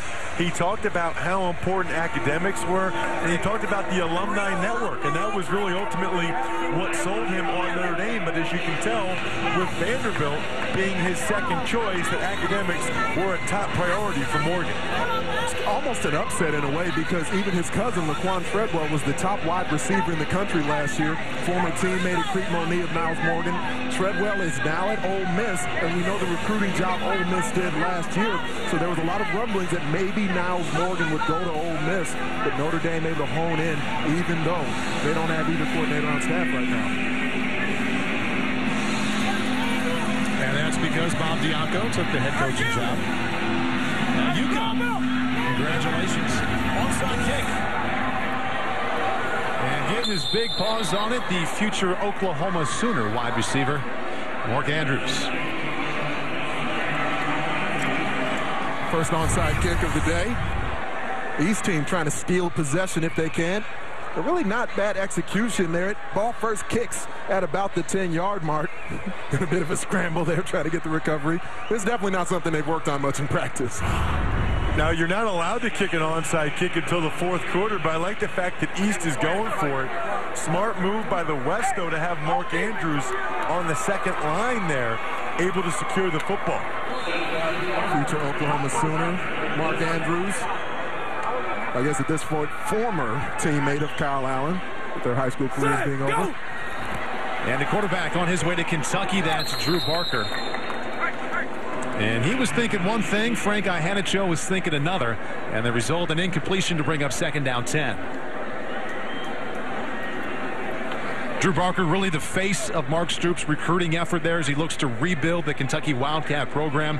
They were winless in the SEC this season. And after the season, Coach Stoops said, you know, nobody at quarterback really stepped up and said, this job is mine. Well, Drew Barker next week going to go to Lexington, about an hour drive from his home just outside of Cincinnati, and try and claim that job. Drew pulling for his hometown Cincinnati Bengals against the San Diego Chargers coming up here on Wild Card Weekend. And I asked Drew, I said, I see that you listed A.J. Green as your favorite Bengal. Why don't you like Andy Dalton? He said, well, I do like Andy's game a lot. I've never had a chance to meet him. I've met A.J. a number of times, really like him. So that's why he is my favorite Bengal right now. Well, Paul, you're an old quarterback. You know, I mean, he's going to like the wide receivers. The other quarterbacks, there's probably a bit of a competitive edge there. We're looking forward to watching Drew play for Mark Stoops there at Kentucky as he looks to rebuild that program into an SEC winner. Flushed down to the backfield, and Drew, well, if you're going to throw it away, go ahead and throw it away. With a chance for the interception there. Chance for the reception, Trey Quinn. All-time leader. Receiving yards in the nation, but couldn't come up with that one. Yeah, Malcolm Parrish almost got the interception right there. Parrish is a defensive back going to Georgia, and he says his favorite NFL player is Champ Bailey, former teammate of mine with the Washington Redskins. If you're a DB from Georgia going to Georgia, I'd say that's a pretty good favorite player. That is the name that everyone knows when you're talking about the cornerback position for the Bulldogs. Champ Bailey, not only historically one of the great college players, but a future Pro Football Hall of Famer. Zach Schmidt on to punt, and Ross, this will make you feel good. I know you're a Princeton guy. He's going to play at Harvard. No. That's our hated rival. Thought you might like the Ivy League connection at least.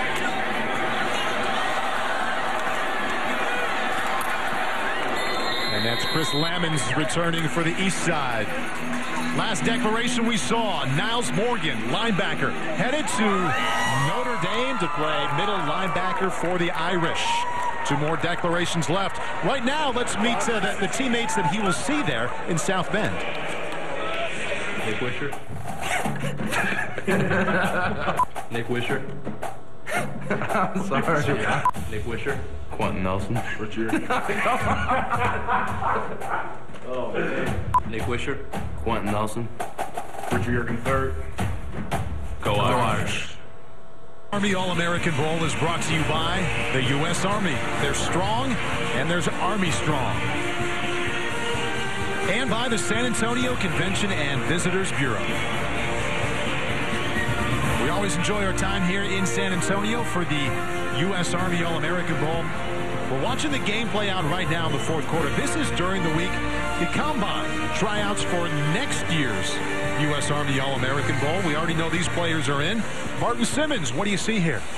Well, you look at that last name on the list, Ricky Town. He's the teammate of Bryce Dixon, who's out here. He's the #1 quarterback in the country for 2015. Out of California, already committed to the University of Alabama, so big pickup there. But it's a very impressive list early on. Deontay Thompson, a kid who was an outstanding kid at the Combine yesterday. Tristan Hodge, and then Dalen Mack right there, Texas A&M commit. Really impressive group already committed to the game for next year. Should be an outstanding roster. All right, Barton, thank you. We look forward to getting to know all these kids next year at this time. U.S. Army All-American Bowl Week. That'll be the 16th annual. Breaking down that film of Bryce Dixon, the tight end, got to see a lot of Ricky Town at quarterback. You can see why he's the #1 QB in the country coming into next year. I mean, he's got mobility, he's got arm strength, he's got instincts as far as where to deliver the football. And a reminder to everyone, top of the hour, doubleheader of Wild Card Weekend in the NFL. First up, it's the Colts and the Chiefs, to be followed by the Saints and the Eagles. You can watch them both right here on NBC. This is Will Greer looking deep and connecting. Will Greer on his way to Florida finds Damari Kidd, who'll play college football at Clemson. That was a ridiculous throw by Will Greer. Steps up right before he gets hit. Not even a great spiral. A Peyton Manning ball, but it gets right to Damari Kidd in stride. That's the biggest play of the day for either squad. The presence of mind to evade the defender out at the edge and then reset his feet to deliver a strike down the field. You can see why a talented young wideout would want to go to Clemson after watching the Orange Bowl last night. Sammy Watkins, wow. Elijah Hood, the former Notre Dame commit, now on his way to North Carolina, picks up 4. We've been highlighting alums from this game throughout the night. Marty Snyder, you've got more. Yes, indeed. Will Greer coming back into the game, and he has an unusual situation. He's not the most popular guy in his house. You may have heard of his younger brother, 15-year-old Nash Greer. He's a star on the social media app Vine. He has 4.5 million followers. That is second most in the world. I talked to Will about it earlier. He said, hey, I love starting the videos. I've even produced a few videos myself. But the only people missing from his family here today, his brother Nash and his mom. Why? Because Nash is on an Icelandic television show today, and his mom is up there with him. He is a popular man around the world, and he's now Will's little brother. And everybody calls him. He says, hey, are you Will's brother? And says, yes, I am. That's good insight. I've got a lot written down on Will Greer here in my Will Greer box. I don't have any of that. I'm personally really into Icelandic TV shows. I'm guessing Nash Greer has more followers and more viewers than this Icelandic TV show. Running back to his right, Sony Michel. Sony has a touchdown, the only touchdown for the East team today. Looking for Josh Malone, incomplete. And even though the Tennessee Volunteers struggled on the field this fall, they're winning a lot in recruiting. Josh Malone really the face of that right now. And according to 24/7 Sports, they're the only top 10 team in the recruiting class for this year that had a losing record during the fall. So Tennessee finding a lot of success on the recruiting track. Butch Jones has done a lot of things, adding some energy into that program. There's some games that maybe they had a shot at winning with Tennessee, who started off hot. He's flipped that program around in quick fashion. Jacob Park, who picks Georgia over Alabama, throwing on his run across his body. And that one incomplete. You can see the frustration there for Miles Autry. He knew he had a chance.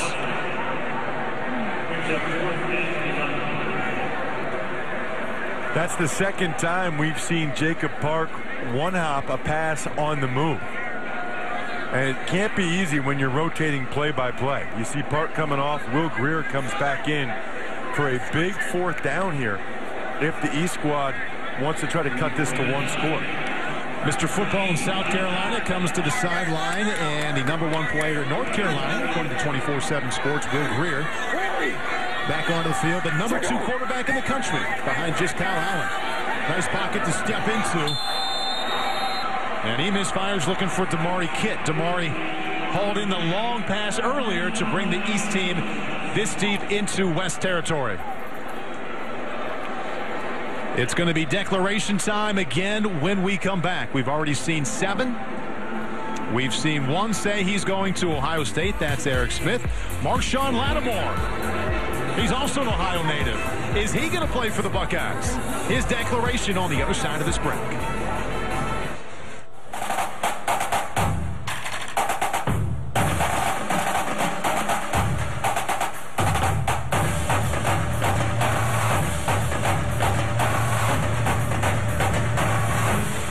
Declarations we've already seen by that man, Eric Smith, out of Glenville High School near Cleveland. He's going to Ohio State. Now his high school teammate, Marshawn Lattimore. Is he going to Ohio State? Here's Marty Snyder. We're about to find out, Paul. Yes, the second half of the combination of the Glenville backfield. So that means Coach Ted Ginn Sr. is back. Mom and Dad are here to support Marshawn as well. And we're down to Oregon, Alabama, Ohio State. Are you going to follow your teammate? Where are you going to go? First of all, I want to thank God for putting me in this position I am right now. And I want to thank all of them for just supporting me and sticking with me throughout the process. And the people back home and all that. But Eric already gave me up, so I'm going to be going to Ohio State. His teammate gave him up earlier, said he wanted to come to Ohio State with him. Some other teammates back here congratulating that as well. And why the decision to go to Ohio State? Were you and Eric truly a package deal in this? Yeah, you could say so. We always wanted to go to the same school, and plus we got teammates already down there, so it's like a family. Big smile for Mom. Her baby boy staying in Ohio. He's going to Ohio State, Paul. And going to play cornerback there. Also told us he's going to play a little bit of wide receiver, too.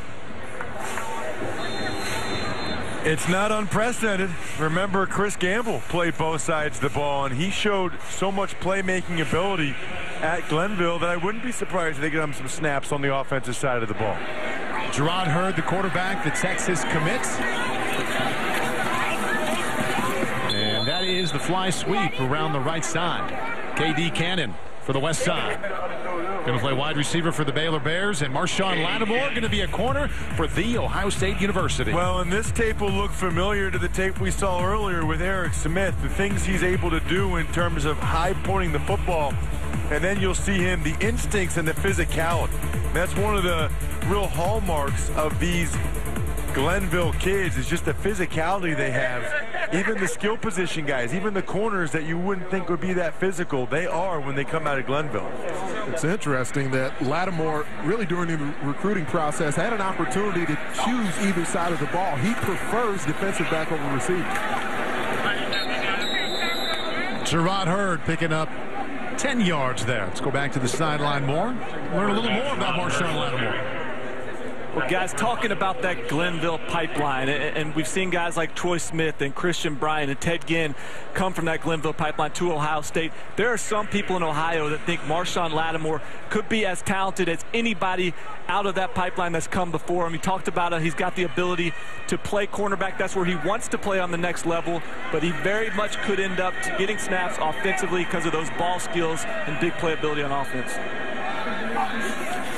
Here's Gerard Hurd looking to his left and firing.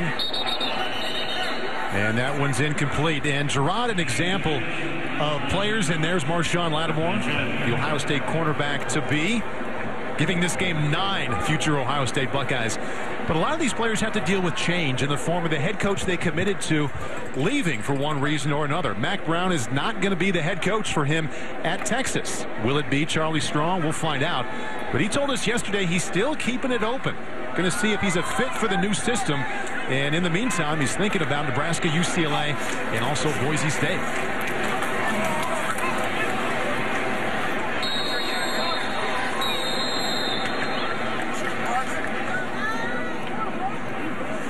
In up the middle for the West squad, that is Royce Freeman out of San Diego, who will be an Oregon Duck next fall. Here are the players who are declared already today. And we're still waiting for Joe Mixon. That's a big one because The young man from Northern California is ranked as the #1 all-purpose back in the nation. It's either going to be Oklahoma, UCLA, or Wisconsin. And for a lot of these guys, I think, you look at the consensus and people have an idea of where they might be going. Joe Mixon, people are all over the board. I mean, most people think UCLA, some think Oklahoma. He's not one like the Glenville guys that people thought, well, I know where he's going. Nobody knows where Joe Mixon's going. Mixon's made a big imprint on the game today, and here's a look at the skill set that shows you why, because he's listed as a running back, but he's 6'2" and 200 pounds. I mean, he's got the build where he can play wide receiver. The junior year in high school for Joe Mixon, he was really used a lot in the slot, and then as they transitioned into his senior year, really mainly a ball carrier, toting the rock, using that physicality, the elusiveness that we've seen him highlight on screen passes and runs. And to show you how important he is, what a priority he is to the UCLA staff, Jim Mora, on a Saturday, the Bruins knocked off USC the last Saturday in November. 2 days later, the first Monday in December, he and some members of the staff made a home visit to Joe Mixon. We'll see if that home visit going to pay off here. Joe Mixon will tell all of us where he will attend college here later in the fourth quarter. Gerard Hurd standing in a little bit too long and going down. And guess who? It was Dante Sawyer yet again, his third sack of the game. He's going to come from the bottom of your screen, the left side. You'll see him come around, another inside move. And this time, he's able to take down Hurd. Sawyer making a name for himself today. It's interesting. We talk about the effect that a Johnny Manziel has for Texas A&M and the offensive side of the football. But you look at Jadeveon Clowney and how he's really put that South Carolina defensive front on the national stage. They're going to have at least 2 first-round picks coming out that defensive front in this year's NFL draft. And Dante Sawyer, he's been able to gravitate towards that. And the East team trailing 21-6. Time running out to get back into this one. That's Sony Michel, Chris Lammons. Bringing it back, we have one declaration left. Earlier this month, Joe Mixon told us the 3 schools in the running for his running skills: UCLA, Oklahoma, and Wisconsin. He's going to pick one of those 3 on the other side of this break. I'm Joe Mixon, running back for the West. Find out where I will be playing college ball live on NBC. Mixon, the #1 all-purpose running back in the nation. Right next to him is Lewis Johnson. He's going to get his declaration for college. All right, thanks very much, Paul. Well, this is the big one, the one we've been waiting for all day. I can still see the anticipation in your eyes and in the eyes of your family and your coaches who are here. Over 1,700 yards, 28 touchdowns, 50 offers down to 4 hats. Yes, so now we have Oklahoma, Wisconsin, UCLA, and also a Cal Bears hat. So, Joe, the country is waiting to know, where are you going to play your college football? Well, first off, I want to thank my family. I want to thank God. I want to thank my coaches and everybody back home, for representing me. And I came down here, to represent them and put on a show for everybody. But I'll be taking my talents to play for Coach Gundy and Coach Stoops at Oklahoma. Oklahoma Sooners! Boomer Sooner. Now, I'm just wondering if that Sugar Bowl win had anything to do with you finally making this decision. Well, it meant a lot. It did. It did. And once they won that Alabama game, that sealed the deal. And now I'm a Sooner. Let's get it. Can you help us understand what it's been like to go through all of the offers, the pressure, even this week with players here at this game trying to get you, to convince you to come to their school? Well, everybody been doing a lot of recruiting on me, and, I just been taking everything all in. But now, I got a heart. Basically, I'm at Oklahoma now. That's all I got. Time to exhale for Joe Mixon, Paul. He's heading to Oklahoma. Congratulations to you and your family. Thank you. All right. Hey, Lewis, as I watched the Sugar Bowl 2 nights ago from a hotel room here in San Antonio, I wondered, is this affecting, how many of these kids is going to affect? The electricity in that building, the points, the way they're piling up? And it turned out to be the tiebreaker for Joe Mixon. And this is Sony Michel down the left side. You usually don't see the hook and ladder with more than 4 minutes to play, but you see Greer throws it to Autry, who gets it right to Michelle. Pretty impressive how well they executed that. I wonder how many times they worked on that at practice this week. Greer to Artavis Scott, then back to Michelle down the left side. It looked like they've been working on that for months. Now we're seeing a bit of tempo from the East team on the offensive side of the football as well. And a new quarterback, Jacob Park, being chased out of the pocket. Nice job of keeping his feet. And that's where the nice job ended for Jacob Park. That's Davion Hall, the future Baylor Bear, with the INT. The grandmother of Davion Hall nicknamed him Squirt because he was just a small kid, described himself as fat as a toddler, but we've seen him grow into his body at 6'2", over 200 pounds, playing the safety position on his way to Baylor. Not only the offensive talent for the Bears, now recruiting great players on defense as well. Get you back inside the Alamo Dome right after this. The #1 all-purpose running back in the nation. Basically could have gone anywhere. Joe Mixon said, I'm going to play for Bob Stoops at Oklahoma, wearing the hats and also the smile. We've seen Adrian Peterson on the air with just some clips of him talking about his experience in the U.S. Army All-American Bowl. I'd say the skill set of Joe Mixon in that same mold. And off the left side, that's Nate Scarks. For more on Joe Mixon and what his commitment to Oklahoma means, here's Barton Simmons. Well, guys, you heard Joe Mixon talk about that Sugar Bowl shine, how excited he was about that win over Alabama. Well, all UCLA heard is that shine may wear off here in a couple weeks. We're going to keep on chasing him. So don't expect anyone to slow down on Joe Mixon. His phone's still going to get blown up. But he is an outstanding get for Cale Gundy, Bob Stoops at Oklahoma because of his versatility. You saw him in the screen game earlier today, and he's great as a pass catcher outside of the pocket. Really athletic, versatile prospect. Some of the very energetic coaches on that OU staff. You mentioned Cale Gundy, Jerry Montgomery, people who are going to have to, as Barton mentions there, stay after Joe Mixon just because of the modern day in recruiting right now, where until you get to, as you mentioned, Ross, signing day with it inked. Right, and what adds even more intrigue to it is over the last couple of days, there's been a lot of speculation of teams like the Cleveland Browns and the Detroit Lions in the National Football League having interest in Oklahoma head coach Bob Stoops. And reportedly, for the first time since he's been at the helm of the Sooners, Stoops has been reciprocating some of that interest. So there's a lot that still has to play out before that first Wednesday in February. Yeah, Joe told us yesterday one of the many things he liked about Oklahoma, the continuity on the staff. And I went back and looked.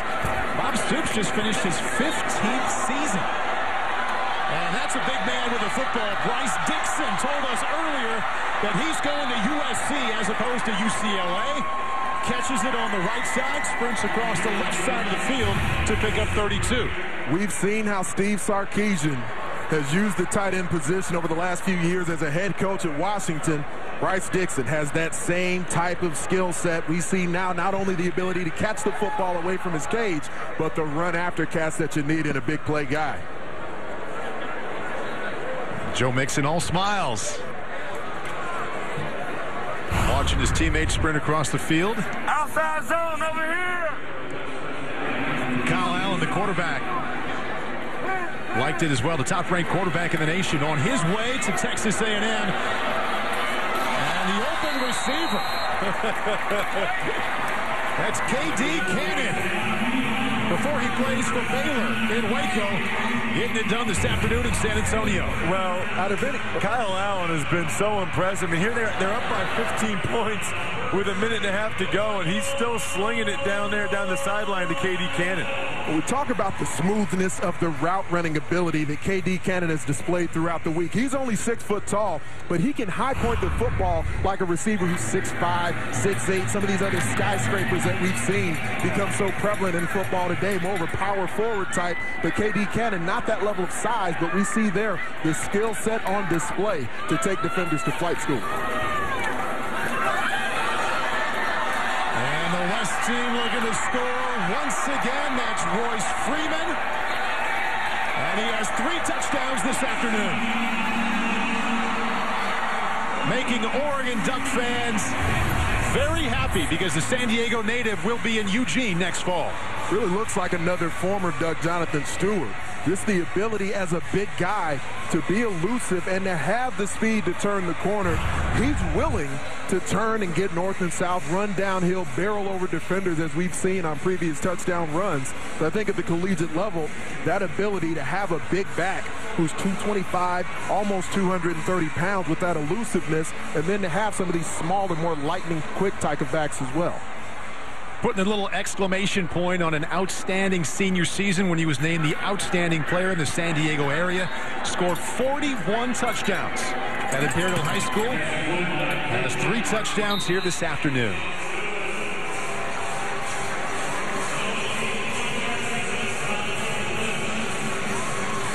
And all 4 of the West touchdowns coming on the ground.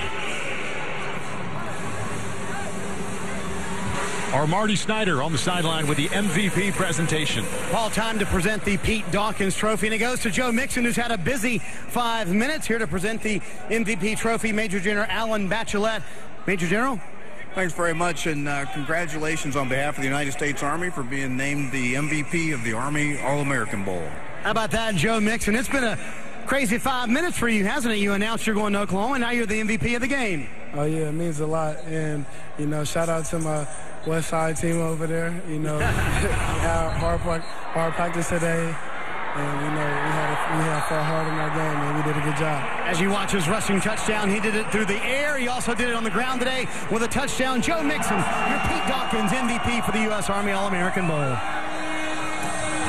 right, as Marty mentioned, a big 5 minutes. Earlier in the fourth quarter, announced that he selected Oklahoma over UCLA and Wisconsin. And now carrying the MVP trophy.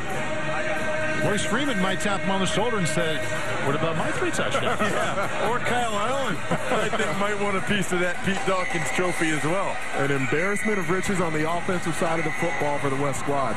And Kyle Allen's the top-ranked quarterback in the nation, according to 24/7 Sports. And this is Sony Michel, the running back, one of 2 running backs in this game who will play at Georgia. But Kyle Allen started this game 8 for 8. Cooled off a little bit, but showed off his talent before he heads to College Station next week. Joe Mixon from Northern California going to get comfortable with the transportation down to Norman, Oklahoma. Said the deciding factor to become a Sooner, the way the team played in the Sugar Bowl on Thursday night. It's not just the similarity in body type between himself and Adrian Peterson, but also the ability for both of these taller tailbacks to drop their pad level, to run behind their pads, have that forward lean that you're looking for. Because as I evaluated film on Joe Mixon, I'm thinking, nah, there's no way he's 6'2". And the first thing I did when I saw him this week, Ross, was stand next to him. He's not much shorter than me. He's every bit of 6'2", every bit of 205, 210 pounds, but he has that elusive ability like a back half his size. Yeah, the thing I think is just crazy, and it's understandable, though, but he told us that Thursday night's game, as Paul had mentioned, had a big impact on him. You know, where would he have just declared if Oklahoma got smoked the other night in the Sugar Bowl? You know, I mean, it's amazing the different factors that come into play leading up to a commitment or signing day.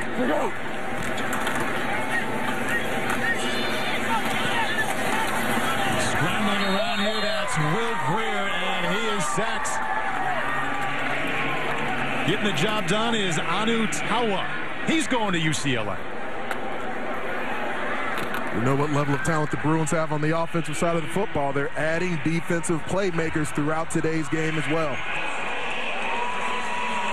And that's how it comes to a close. The West team, from start to finish, strong defense, very good ground game, some solid early passing from the top quarterback in the nation right there. Kyle Allen headed to Texas A&M, and the West team wins 28 draft. Ross and Anthony, final thoughts here. Well, I just think it's cool to see the guys down the field. They all make friendships, really lifelong friendships that last at the next level and even into the NFL. And just the respect that all these kids that are on high have showed to the military guys all week as well. This game is always an outstanding experience, and what I notice year after year is that it seems like the players get bigger, faster, stronger. It never ends, the increase in athleticism. But a game like this, not only focusing on the athlete, but the all-around person and this experience in interacting with our Army. The 15th annual U.S. Army All-American Bowl in the books. We saw 9 declarations today. The last one by that man right there, perhaps the most anticipated.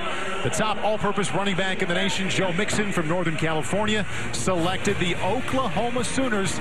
Loved what he saw in the Sugar Bowl on Thursday night. Our final score here inside the Alamo Dome, 28-6. The West team wins behind a very strong ground game. 3 rushing touchdowns from Royce Freeman, who will play his college football at Oregon. For all of us here at NBC Sports, thank you for watching the U.S. Army All-American Bowl. Stay with us next, a doubleheader of Wild Card Weekend. Chiefs and the Colts, then it's the Saints and the Eagles. Bob Costas and Dan Patrick host Football Night in America next.